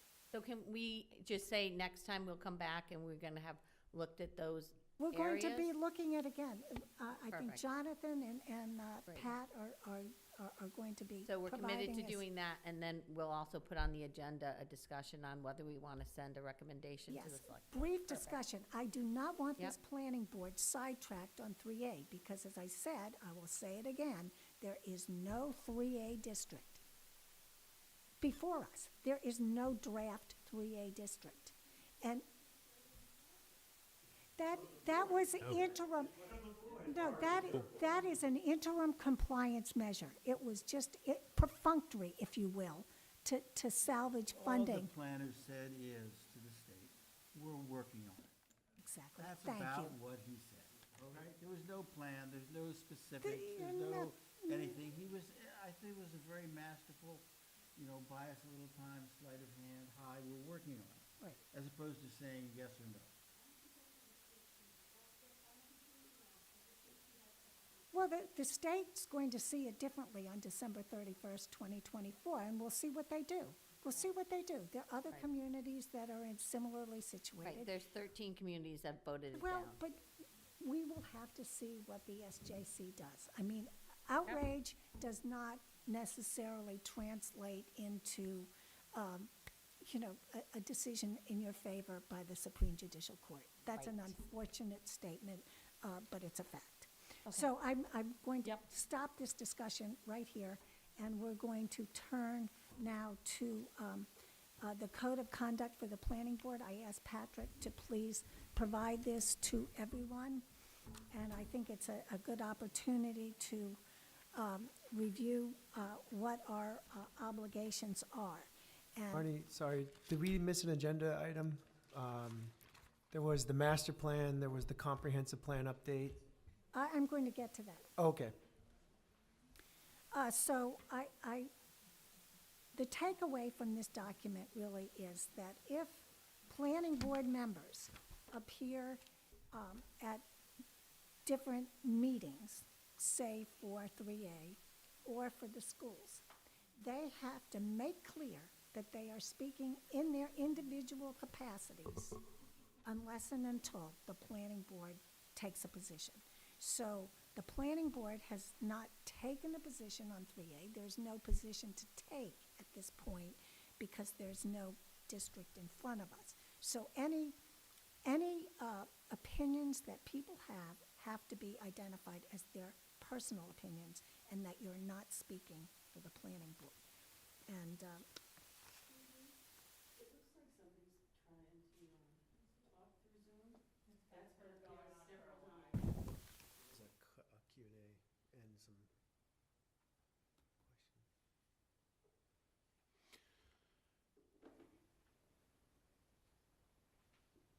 what is that? Read it. I can't read it.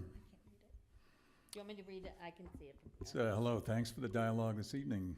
Housing goal, if you remove, quote, all household sizes, end of quote, we will still have a solid defined master housing goal for Hamilton. Otherwise, this language feels like you're slanting toward the MBTA law and our town master plan. Also, please do not assume my consultant will feel a master plan is a, set in stone, right. Quote, commercial growth, end of quote. As one gentleman pointed out, having a plan for any site makes sense. Agree. Then remove the named sites. There is no need to name a site in Hamilton. Okay. That's John Pagliuccia. Okay. So turning to the Code of Conduct, so I think it's pretty self-explanatory, but I wanted to bring that to everyone's attention, that when speaking about certain issues, for example, what I said tonight, that's my personal opinion. I am not speaking for the planning board. And Did we adopt this? yes, Yeah. Back when Rick wrote. well, I'm not- Yeah. yeah. So we're just reiterating it here. We're refreshing our We're refreshing recollections. our memory. It might be a good process when we have new planning board members to Exactly. make sure that this is one of the things that we hand to them. So I think it's very important to let people know Yep. that you are speaking personally Right. and not on behalf of the planning board, unless the planning board were to take a position, in which case you can reflect the position of the planning board. Got it. So I think it's important to study that. Yep. So I'm going to ask Emil to give us just like a two-sentence update on the advisory committee with respect to the form-based code, because I look at that as primarily a form-based code to protect our downtown. Mm-hmm. Well, it's actually a downtown revitalization that uses a form-based code as a mechanism. And that's really key, because this isn't about any one particular project. A downtown revitalization includes a lot of things, a lot of issues that are, including 3A, and including any potential site that might become available in the downtown. So that, the first thing that's going to happen is that the advisory committee is going to meet with the consultants, UTIL in Boston, and they're going to talk about the zone, the district, and start to define, well, what does that constitute, and what parts of the downtown would be included. So the the idea here is to first of all define the downtown, and then begin a visioning process, which is the public engagement. They're going to, in addition to the 4 meetings with the workshop advisory committee, there are going to be 2 major public events in open to everybody, and beginning, the first one is in July, as the timing sees it, and the second one in September. And this visioning process, which if some of you maybe have attended before, Master Plan ran one, I guess Patton Park did.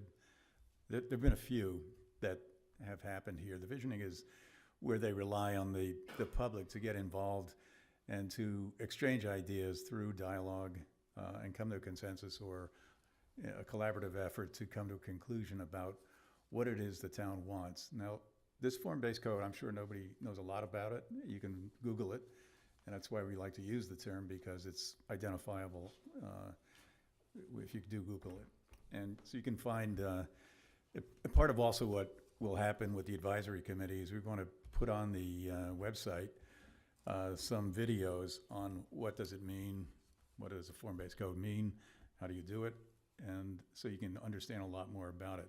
Now, the code comes sometime around January, February. Right now, it's the visioning part of it. So the visioning part is the town determining what it wants to have. Now, the real key to the form-based code, to me, is, having worked on it in other places, is that it puts the power with the people in town. What it does is essentially take the old process of zoning, where the town would do some rough measurements. You have a setback, you have a height, you have perhaps even a density.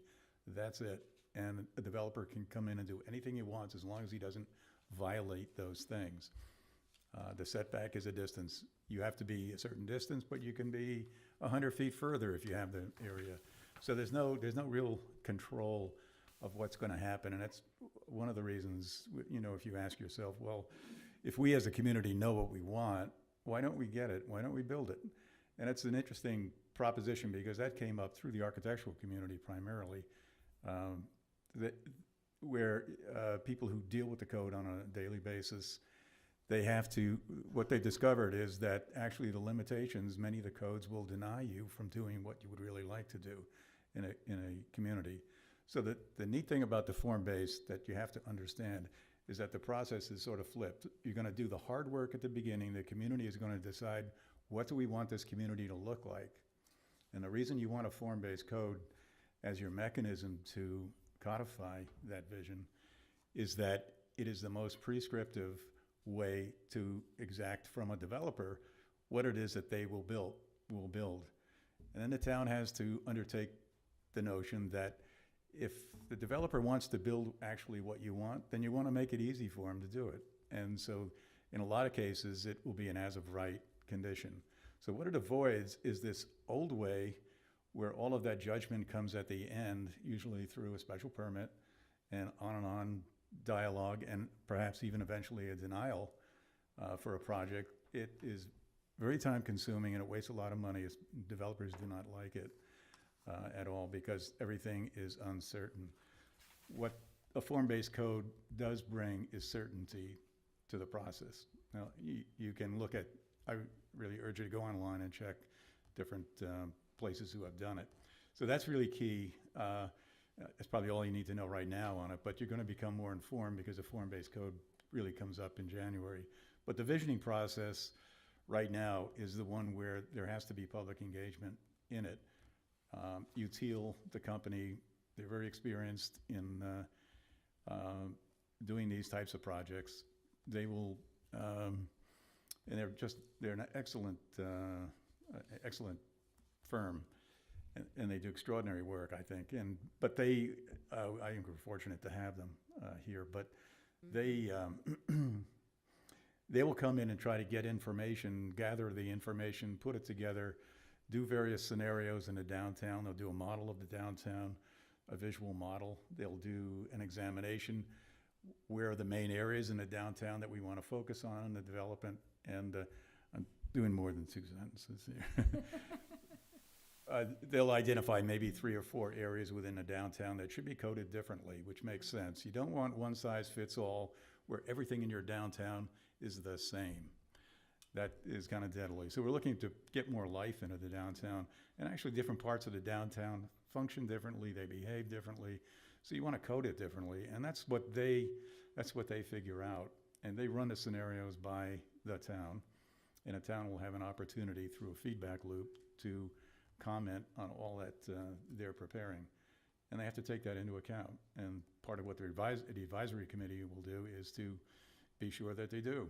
And so you're going to have to trust the advisory committee. I know at the last meeting there was some discussions around, the idea that there's some collusion going on, and I guess that, is going to happen anywhere. And but I will say there will be 2 members from this committee, Jonathan and myself, who are going to sit on that committee. Jonathan, I requested last meeting that I participate. I think there was, it's so important of an initiative for the town that I think we're missing an opportunity to get off on the right foot in not making it public who the advisory committee is or who chose them or how they came about to be. Actually, Pat, Yeah. there's no way that more than 2 members of the planning board could serve on that. Yeah, I understand. Because it will become, But there was no It- it wa- decision-making process amongst the board to choose Emil and Jonathan, and nor was there a process to choose the rest of the advisory The committee. planning board did not choose who would be on there. That's what I mean. There's Can no- I want to just say one thing Well, about here we the go. open, I just wanna open end meeting this. law. No, I- so Robin Stein had talked at one point, because we were talking about subcommittees, and this is back in maybe 22, and she said any subcommittee, regardless of the size, was going to be subject to open meeting law.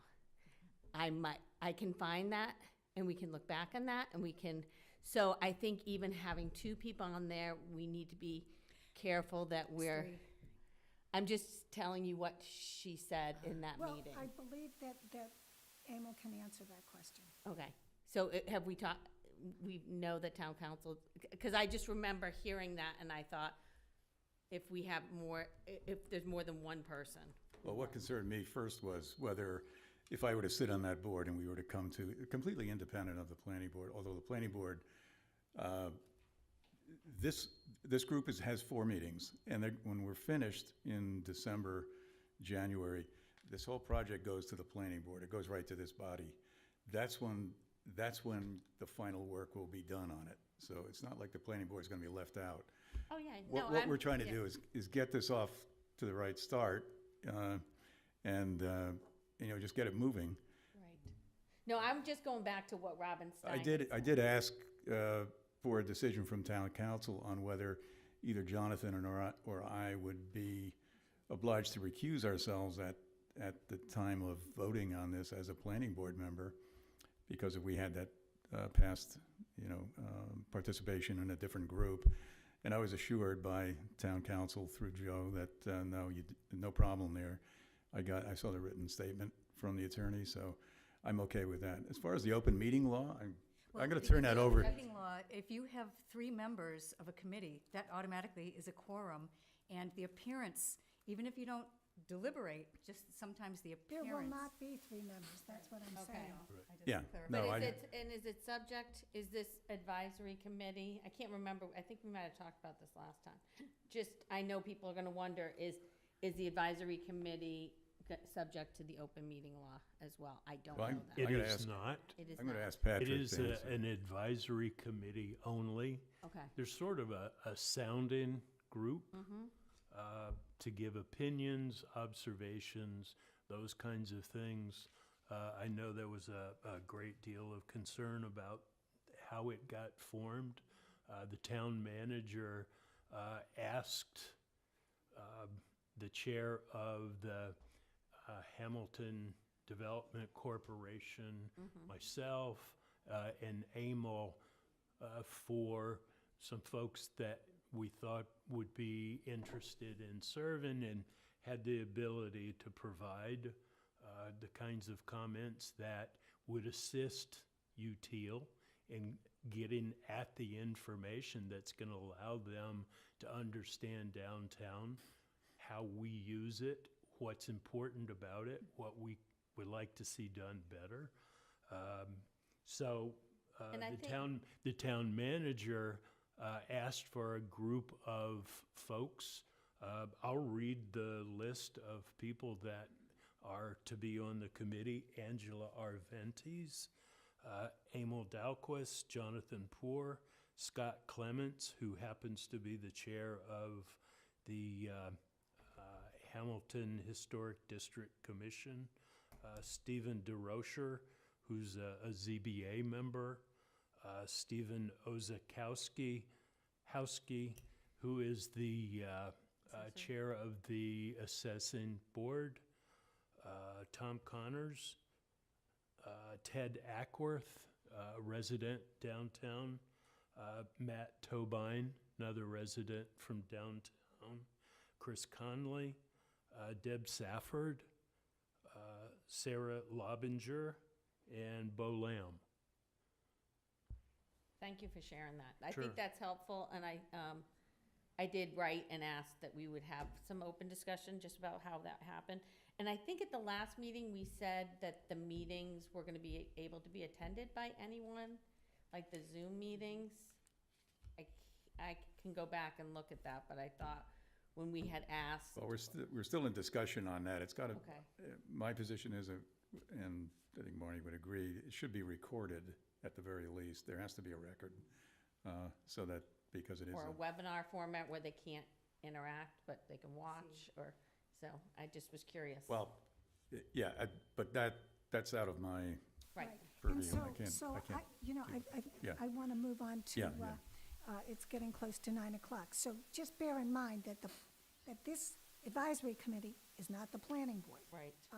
And I think that Jonathan and Emil, what they give to that committee is their design expertise. I mean, Emil has had considerable experience with form-based codes in his work as an architect in Simsbury, and Jonathan Poor, if you were ever to get to know him, is an amazing design professional and has expertise in all manner of subjects, including color. And so they bring the eyes and expertise of architects and designers to this form-based code process. And to And then- help round out that advisory committee, the chair of the Historic District Commission is a registered practicing landscape architect Fabulous. nationally. Great. That's great, yeah. And Emil, didn't you do a form-based code presentation at one point? Oh, yeah, he did. Yeah. So maybe we could somehow link that, because I think that I might did. be I helpful. think two of them, one for the select board combined meeting, select board, planning right. board, and the other for maybe just the planning I board. think it was when I first I started. could make that Yeah, that would be helpful, I think. available. Yeah. But I'll also have other sites that Better Speaker can give you more information, but,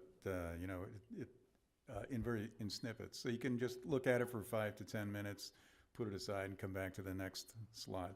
It's a great way to get informed on something. It's not that difficult when you get to understand it, but it is really, as I said, it puts control in the hands of the people, and that's that is new. That's everything, yeah. Okay. Okay. Thank you, Emil. So the last, we have an interview for an associate position. So is Jeff Austin here? Yeah. So, Jeff, could you tell us a little bit about yourself? I did read your information that was on LinkedIn, and I had to Google Scrum because I had no idea what that was. I don't either. Jeff Austin, I live in 50 Sharon Road. I've been in town for about 15 years. My background years ago was an engineer for building data centers for technology companies. And I've evolved into project management and product ownership for working with development organizations to build software for similar technology companies. What did you do for Boston Properties? I know them very well. Yeah. No, I worked in their data center. So they have a data center in Washington, D.C. and one in Boston. It was my small team, about 7, that was responsible to make sure that there was always a data center active at any one time, because you don't want people stuck in elevators. So how does your background lend itself to planning? Yeah, no, it doesn't necessarily. I don't have any traditional planning background. I mean, I've been in town for, like I said, for 15 years and getting more involved, and started with watching town meetings and whatnot. And I hear over and over again there's a need for more people to participate. And I believe in doing that, and this is a board that interests me. Well, I have to let you know that I do know that you were one of the signatories to the Hamilton's motion to intervene in the Essex Superior Court litigation. So to the extent that I know that motion to intervene was denied on May 4th without prejudice, but to the extent that it were to be refiled, that status as a litigant is such that it is compromising, because it creates a bit of a conflict of interest. I mean, if you're a litigant in litigation against 3A, depending on what transpires, you might not be able to keep a completely open mind. And so with that statement, I'd like your response to that. Well, I would hope that I could have my own opinion and still absolutely. and still have an open mind, is my point. You know, it's the same thing in business every day. When you're trying to advocate for something in your business work life, you may have a preference on one thing, and it may be overruled by a business decision, cost or whatever it may be. So I think I can have my own preference of what I would like to see. Happen in the town, but I can still have an open mind to other ideas as well. I believe in the collective decision. Do other members of the planning board have questions for Mr. Austin? It seems to me that would be in conformity with our code of conduct that we were just reviewing, as long as there was a clear delineation between his role as a litigant and his role in the planning board.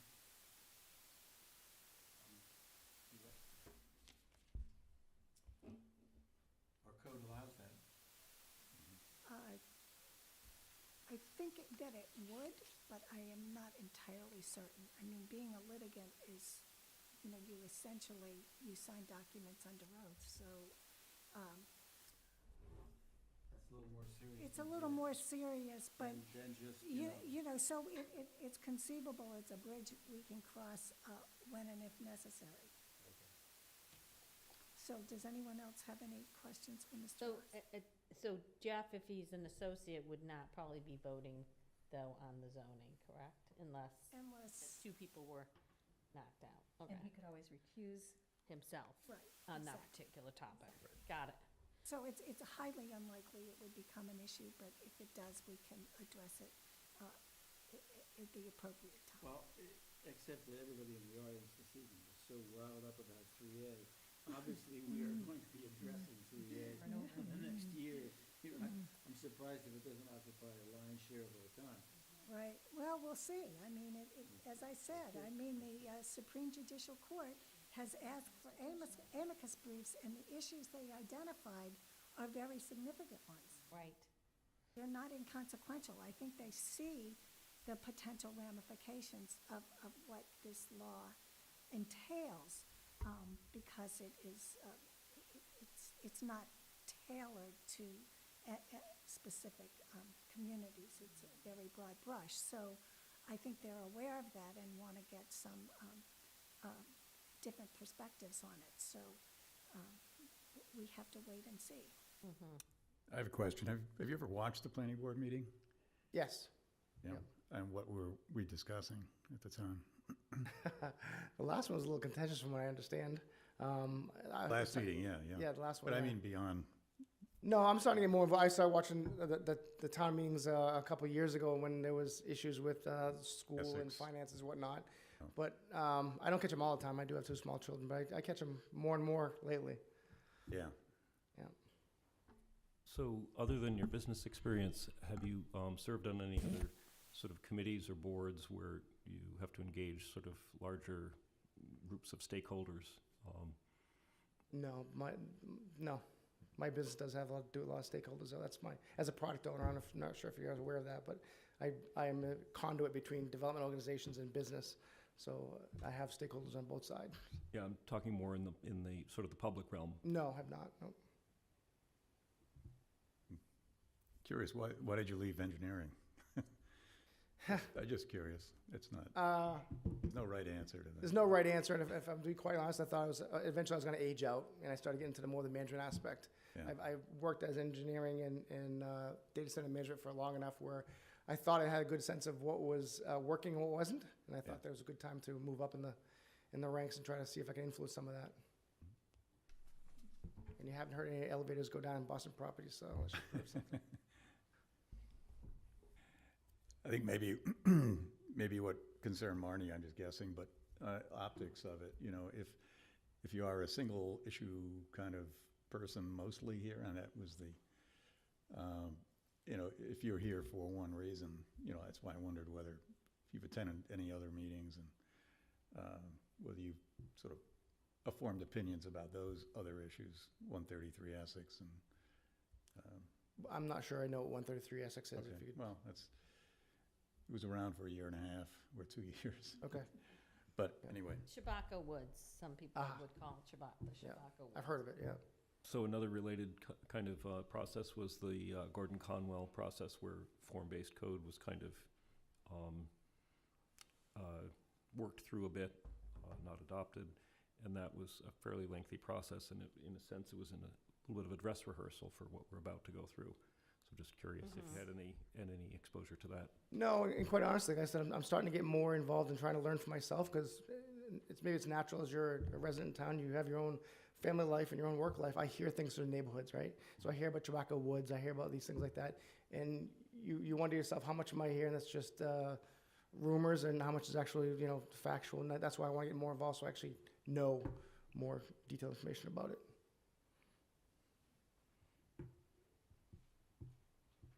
Does anyone else have any questions? How long is a term? Like if we voted, like how long when did we vote? I think it's 3 years. Yeah, so we voted First, those 3 Okay. years, yeah. All right, I didn't know if it was similar to like when you get elected, it's a 3-year term. Okay.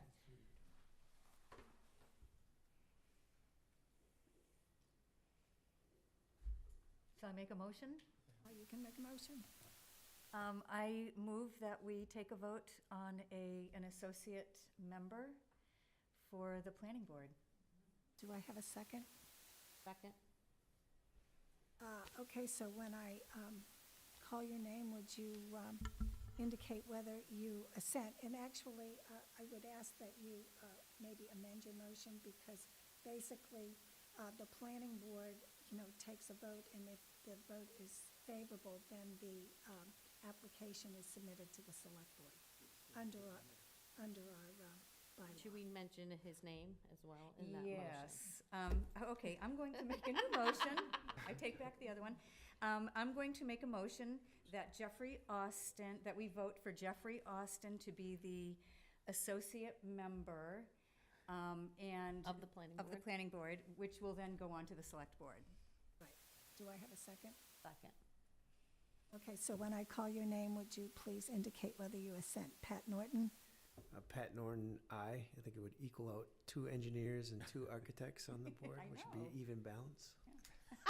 Keep the 2. You have 2 lawyers, too. And 2 lawyers. Did I call your name, Jonathan? No. Jonathan Poor? Jonathan Poor, aye. Bill Wheaton? Bill Wheaton, aye. Emil Dahlquist? Emil Dahlquist, aye. Darcy Dale? Darcy Dale, aye. Beth Herr? Aye. Marnie Crouch, aye. So you're in for an education. Oh, yes. Excellent. I look forward to it. And believe me, it's not going to be about 3A until it's actually 3A. Right. We're not Welcome gonna at s- all. We're not going to spend our time on something that's, at Right. this stage, is still a little bit amorphous. Got to ask, are you going to work hard on this board? I'm sorry? We're looking for people who are going to really work hard. Oh, yeah, I hope to, yeah. Yeah. Great. Absolutely, yep. Okay, Right. terrific. Thank you very much. You're welcome. Thanks, Jim. And can we just thank the public for coming? Because I know we've Yes. said in the past, we've said that we don't get a lot of public input. And so, and then I just want to leave the public with a positive and say thank you for coming instead of it. I don't want you to feel like, I don't know. Well, or just like, sometimes we feel bad about it, and I want people to be encouraged to continue to come. Come back. So I just wanted to thank the public. Right, for coming. thank you. And I'm sure that's Marty's sentiment. I just wanted to. It's my sentiment, but I hate for you to review a document that's not going to be in existence next week. Right. Got it. Got it. My Yeah, only comment was because we looked at it 2 weeks ago and it came 4, so that's why. But Marty wasn't here, so yeah. Well, I Yeah. tried to organize a way of getting planning board That's great.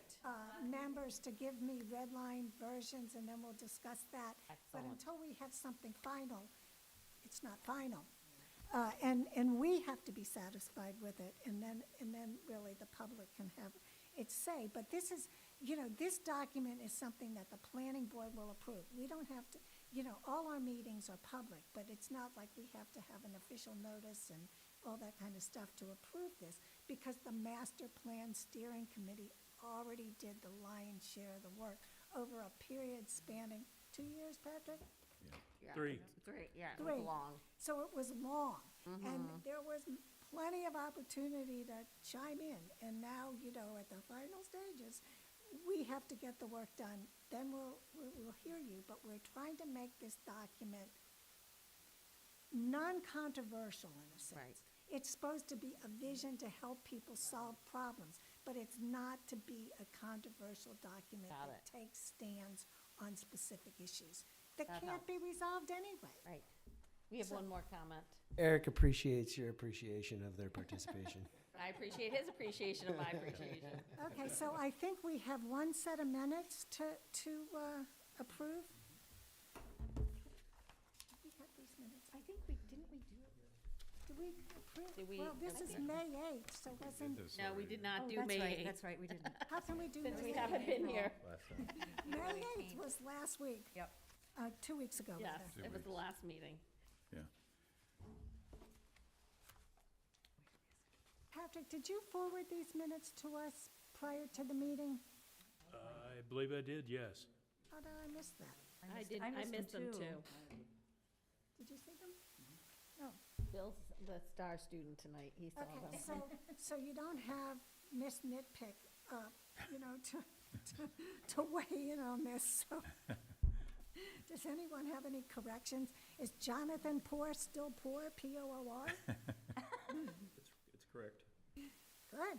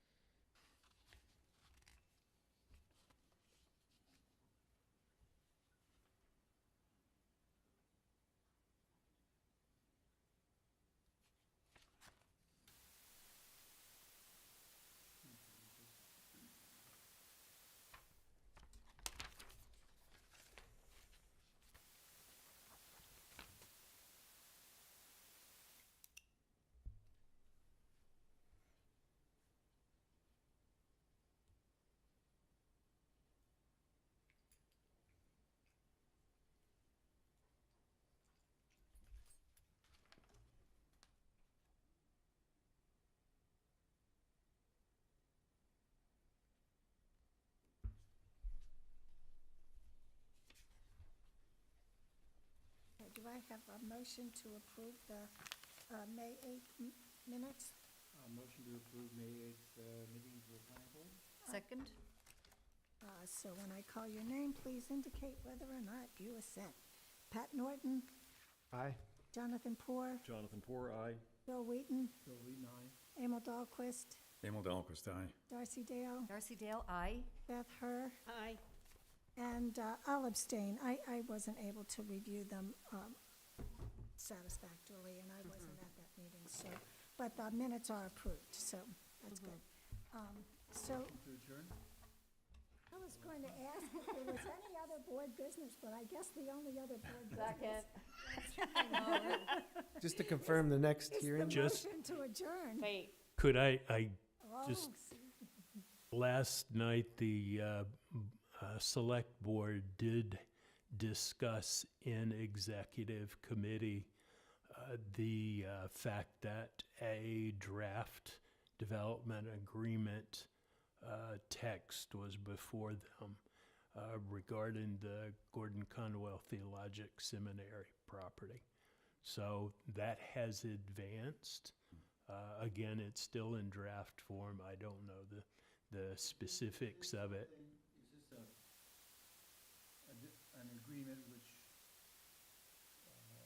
puts forth sort of 2 stages of development where they stay on the top for a while and I There's no can't, details. I don't Session, know I the can't. specifics of that, Bill. and then the other thing I just wanted to mention after you said that was Joe Demalowitz said that there's gonna be a meeting on June 12th to talk about, like, a community engagement on the 3A topic. So I figured we Yeah. should just mention that for anybody who's watching this. Yeah, he's putting together a full public presentation and description of what's going on. So June 12th. Right, it's June not 12th. just 3A. No. It's no. also the Winthrop property, Oh, okay, great. Cutler School, I learn more every time I hear. Conwell, and, it's basically, and, I gave him my input on what I thought it should be Right. named as. And I basically think that, a good way to characterize it, what's facing Hamilton right now. Right. Because there's several things. And I there are a think, lot yeah, of another things thing on we the. want to get public input on. And I think they also had that one pager they talked about last night about what's facing Hamilton. They're thinking of putting a one pager together. But I just wanted to say June 12th for those who want to engage. Now, where will Way that to be? do it. Where will that meeting be? Hasn't been Hasn't been Determined determined. yet. determined. It hasn't been determined, No. but I suspect it might be in this room. Right. Just one last thing I thought of. Patrick, it's the Wenham Planning Board wanted to meet with Yeah, the Hamilton Planning Board, because I guess they have done their 3A analysis, and they are going to have a public meeting on it, I think, in on June the 6th. June 6th. So they'd hoped to meet with us prior to that, but you're going to be gone Right, as of Tuesday. correct. And But their date is the same as your next meeting. yeah. Okay. Time is short, isn't it? Always. So is that something for Marnie and the other chairman to discuss, or are we just, like, how do we? Well, I don't think it's going to happen before. I think Patrick ought to be here, but Do they actually want to have a joint meeting? Or Yeah, they would like to have a joint meeting to talk about through some of their concerns. Mhm. And I think it's a good opportunity for this board to understand what they're proposing. I understand they have a project that is to be accessed through the shopping center property. That's a detail. I know that, but that illustrates to me there may be other things that would be very concerning to this board. Right, well, I mean, accessing a property through the shopping center has all the hallmarks of a Nightmare. disaster. I mean, because if there were a fire and the train just arrived, Right. I'm not sure the fire trucks would have easy access to wherever they needed to go. But anyhow, that's not, Should we maybe they revisit have our- thought about that. I don't know if, you're not going to be here for our next meeting? No, I will not. Mr. Norton will have the benefit of enjoying the full Zoom. Well, we now Can have we a speed up the Jeff process? What I was just going to say is, I think the technology side that Jeff might be bringing might be a little helpful. I'm thrilled at that prospect. That's June 6th, is it? Yes, June 6th. Because that's a different night. That's a Thursday, is it? Yeah, it's Thursday. Oh, Thursday? Oh, they meet, okay. It's also a school committee night. Oh, it is school committee night. Excuse me, June the 4th. June The 4th? Okay. Oh, that's their meeting, June 4th? Our meeting is June 4th, I guess. Should be, meeting's because the we're usually 4th, on I the believe. second, the first Theirs and is third the Tuesday, 6th. Yeah. And theirs is the 6th. Right. when we don't change it. Yeah, it doesn't look like we could meet before that. I guess they had wished before their meeting on the 6th to be able to talk with us, I guess, too. I guess, Patrick, is that right? Right. Yeah. So the question is, do we want to put it on the agenda or not? For the 4th? We can work out the We agenda. could put it on the 4th because, I mean, we could have it on the agenda. So if they have a meeting before the 4th, they could authorize the chair of their planning board to make the presentation to us on the 4th. Because I'm sure they're not anticipating that we take a vote or anything like Right. that to approve whatever they're contemplating. So it isn't as if, it's more advisory, I suspect, right? Yeah, absolutely. Mm-hmm. It's an FYI.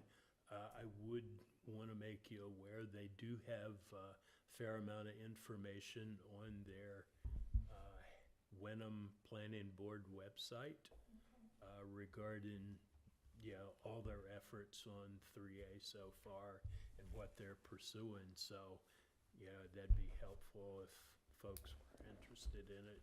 Give it a look ahead of time. Well, maybe we could look on their website, but if someone from the Wenham Planning Board wanted to talk to us, we could put it on the agenda. It just wouldn't be a kind of a full. I can do that before I leave. So they're intending to comply then? I don't know if it's hard comply, but it may be. Yeah. But, their responsibilities are a fraction of what Hamilton's happen to be. So they have a much easier target to hit, in my opinion, than we do.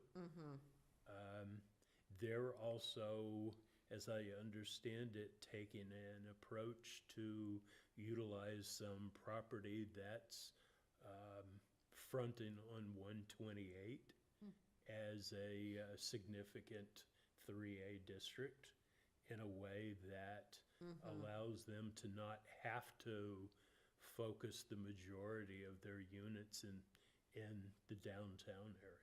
Is that with There. Gordon College? Boulder Lane, I think. Boulder Lane, Yeah, yeah. okay. Yeah, they're utilizing the 20/80 split in Correct. terms of, Yep. You only have to have a certain percentage within the, but they really don't have, Are you talking affordable housing?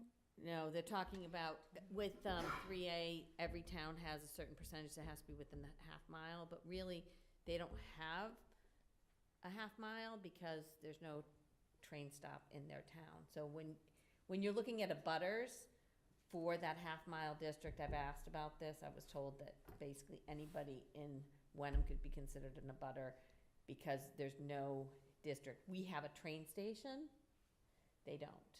That's how The train station was in Train- here. The it is in train Hammond. station is in is in Wenham. Wenham. The It's in, train station is in Wenham. It's in Wenham? yeah, yeah. Then why do we have the higher number? I thought we Because had it's the higher number. population. It's predicated on the number Well- of housing. Oh, I thought it, More of the half a mile circle oh, based on the for configuration. some reason I thought it was in in Hamilton. Oh, my than word. in Wenham. That makes it even crazier to me. It does- Sorry, that just Well, like if blew my Hamilton mind. has to, if they want Hamilton to build 731 or whatever, Oh, wow. we then have to comply with 40B on top of that. So you're talking 73.1 units Well, of Right, affordable right, housing yeah. that we If have the to. affordable housing units were on subsidized housing inventory, they would satisfy that requirement. Anyways, I would have to see it in writing. Well, actually, the guidelines provide that only 10% Can of be the 3A inclusionary. units can be affordable. Yeah. There are exceptions to And there that. actually is they don't want any affordable housing. These are all market rate housing for this 3A, so there is no affordable housing component whatsoever. You can have 10%. but if you have an inclusionary bylaw, you can like, have the 10%. Okay. But you're right, there is no, in the actual 3A. Okay, enough- Okay, so enough back 3A. to, Oh, yeah, we're gonna. back to the motion that Bill made. Yes, I second it. okay. I seconded it. Pat Norton, Aye. Sorry. Jonathan Poor, Jonathan Poor, aye. Bill Wheaton, Emil Dahlquist, Aye. Darcy Dale, Aye. Beth Her, Aye. Marnie Crouch, aye.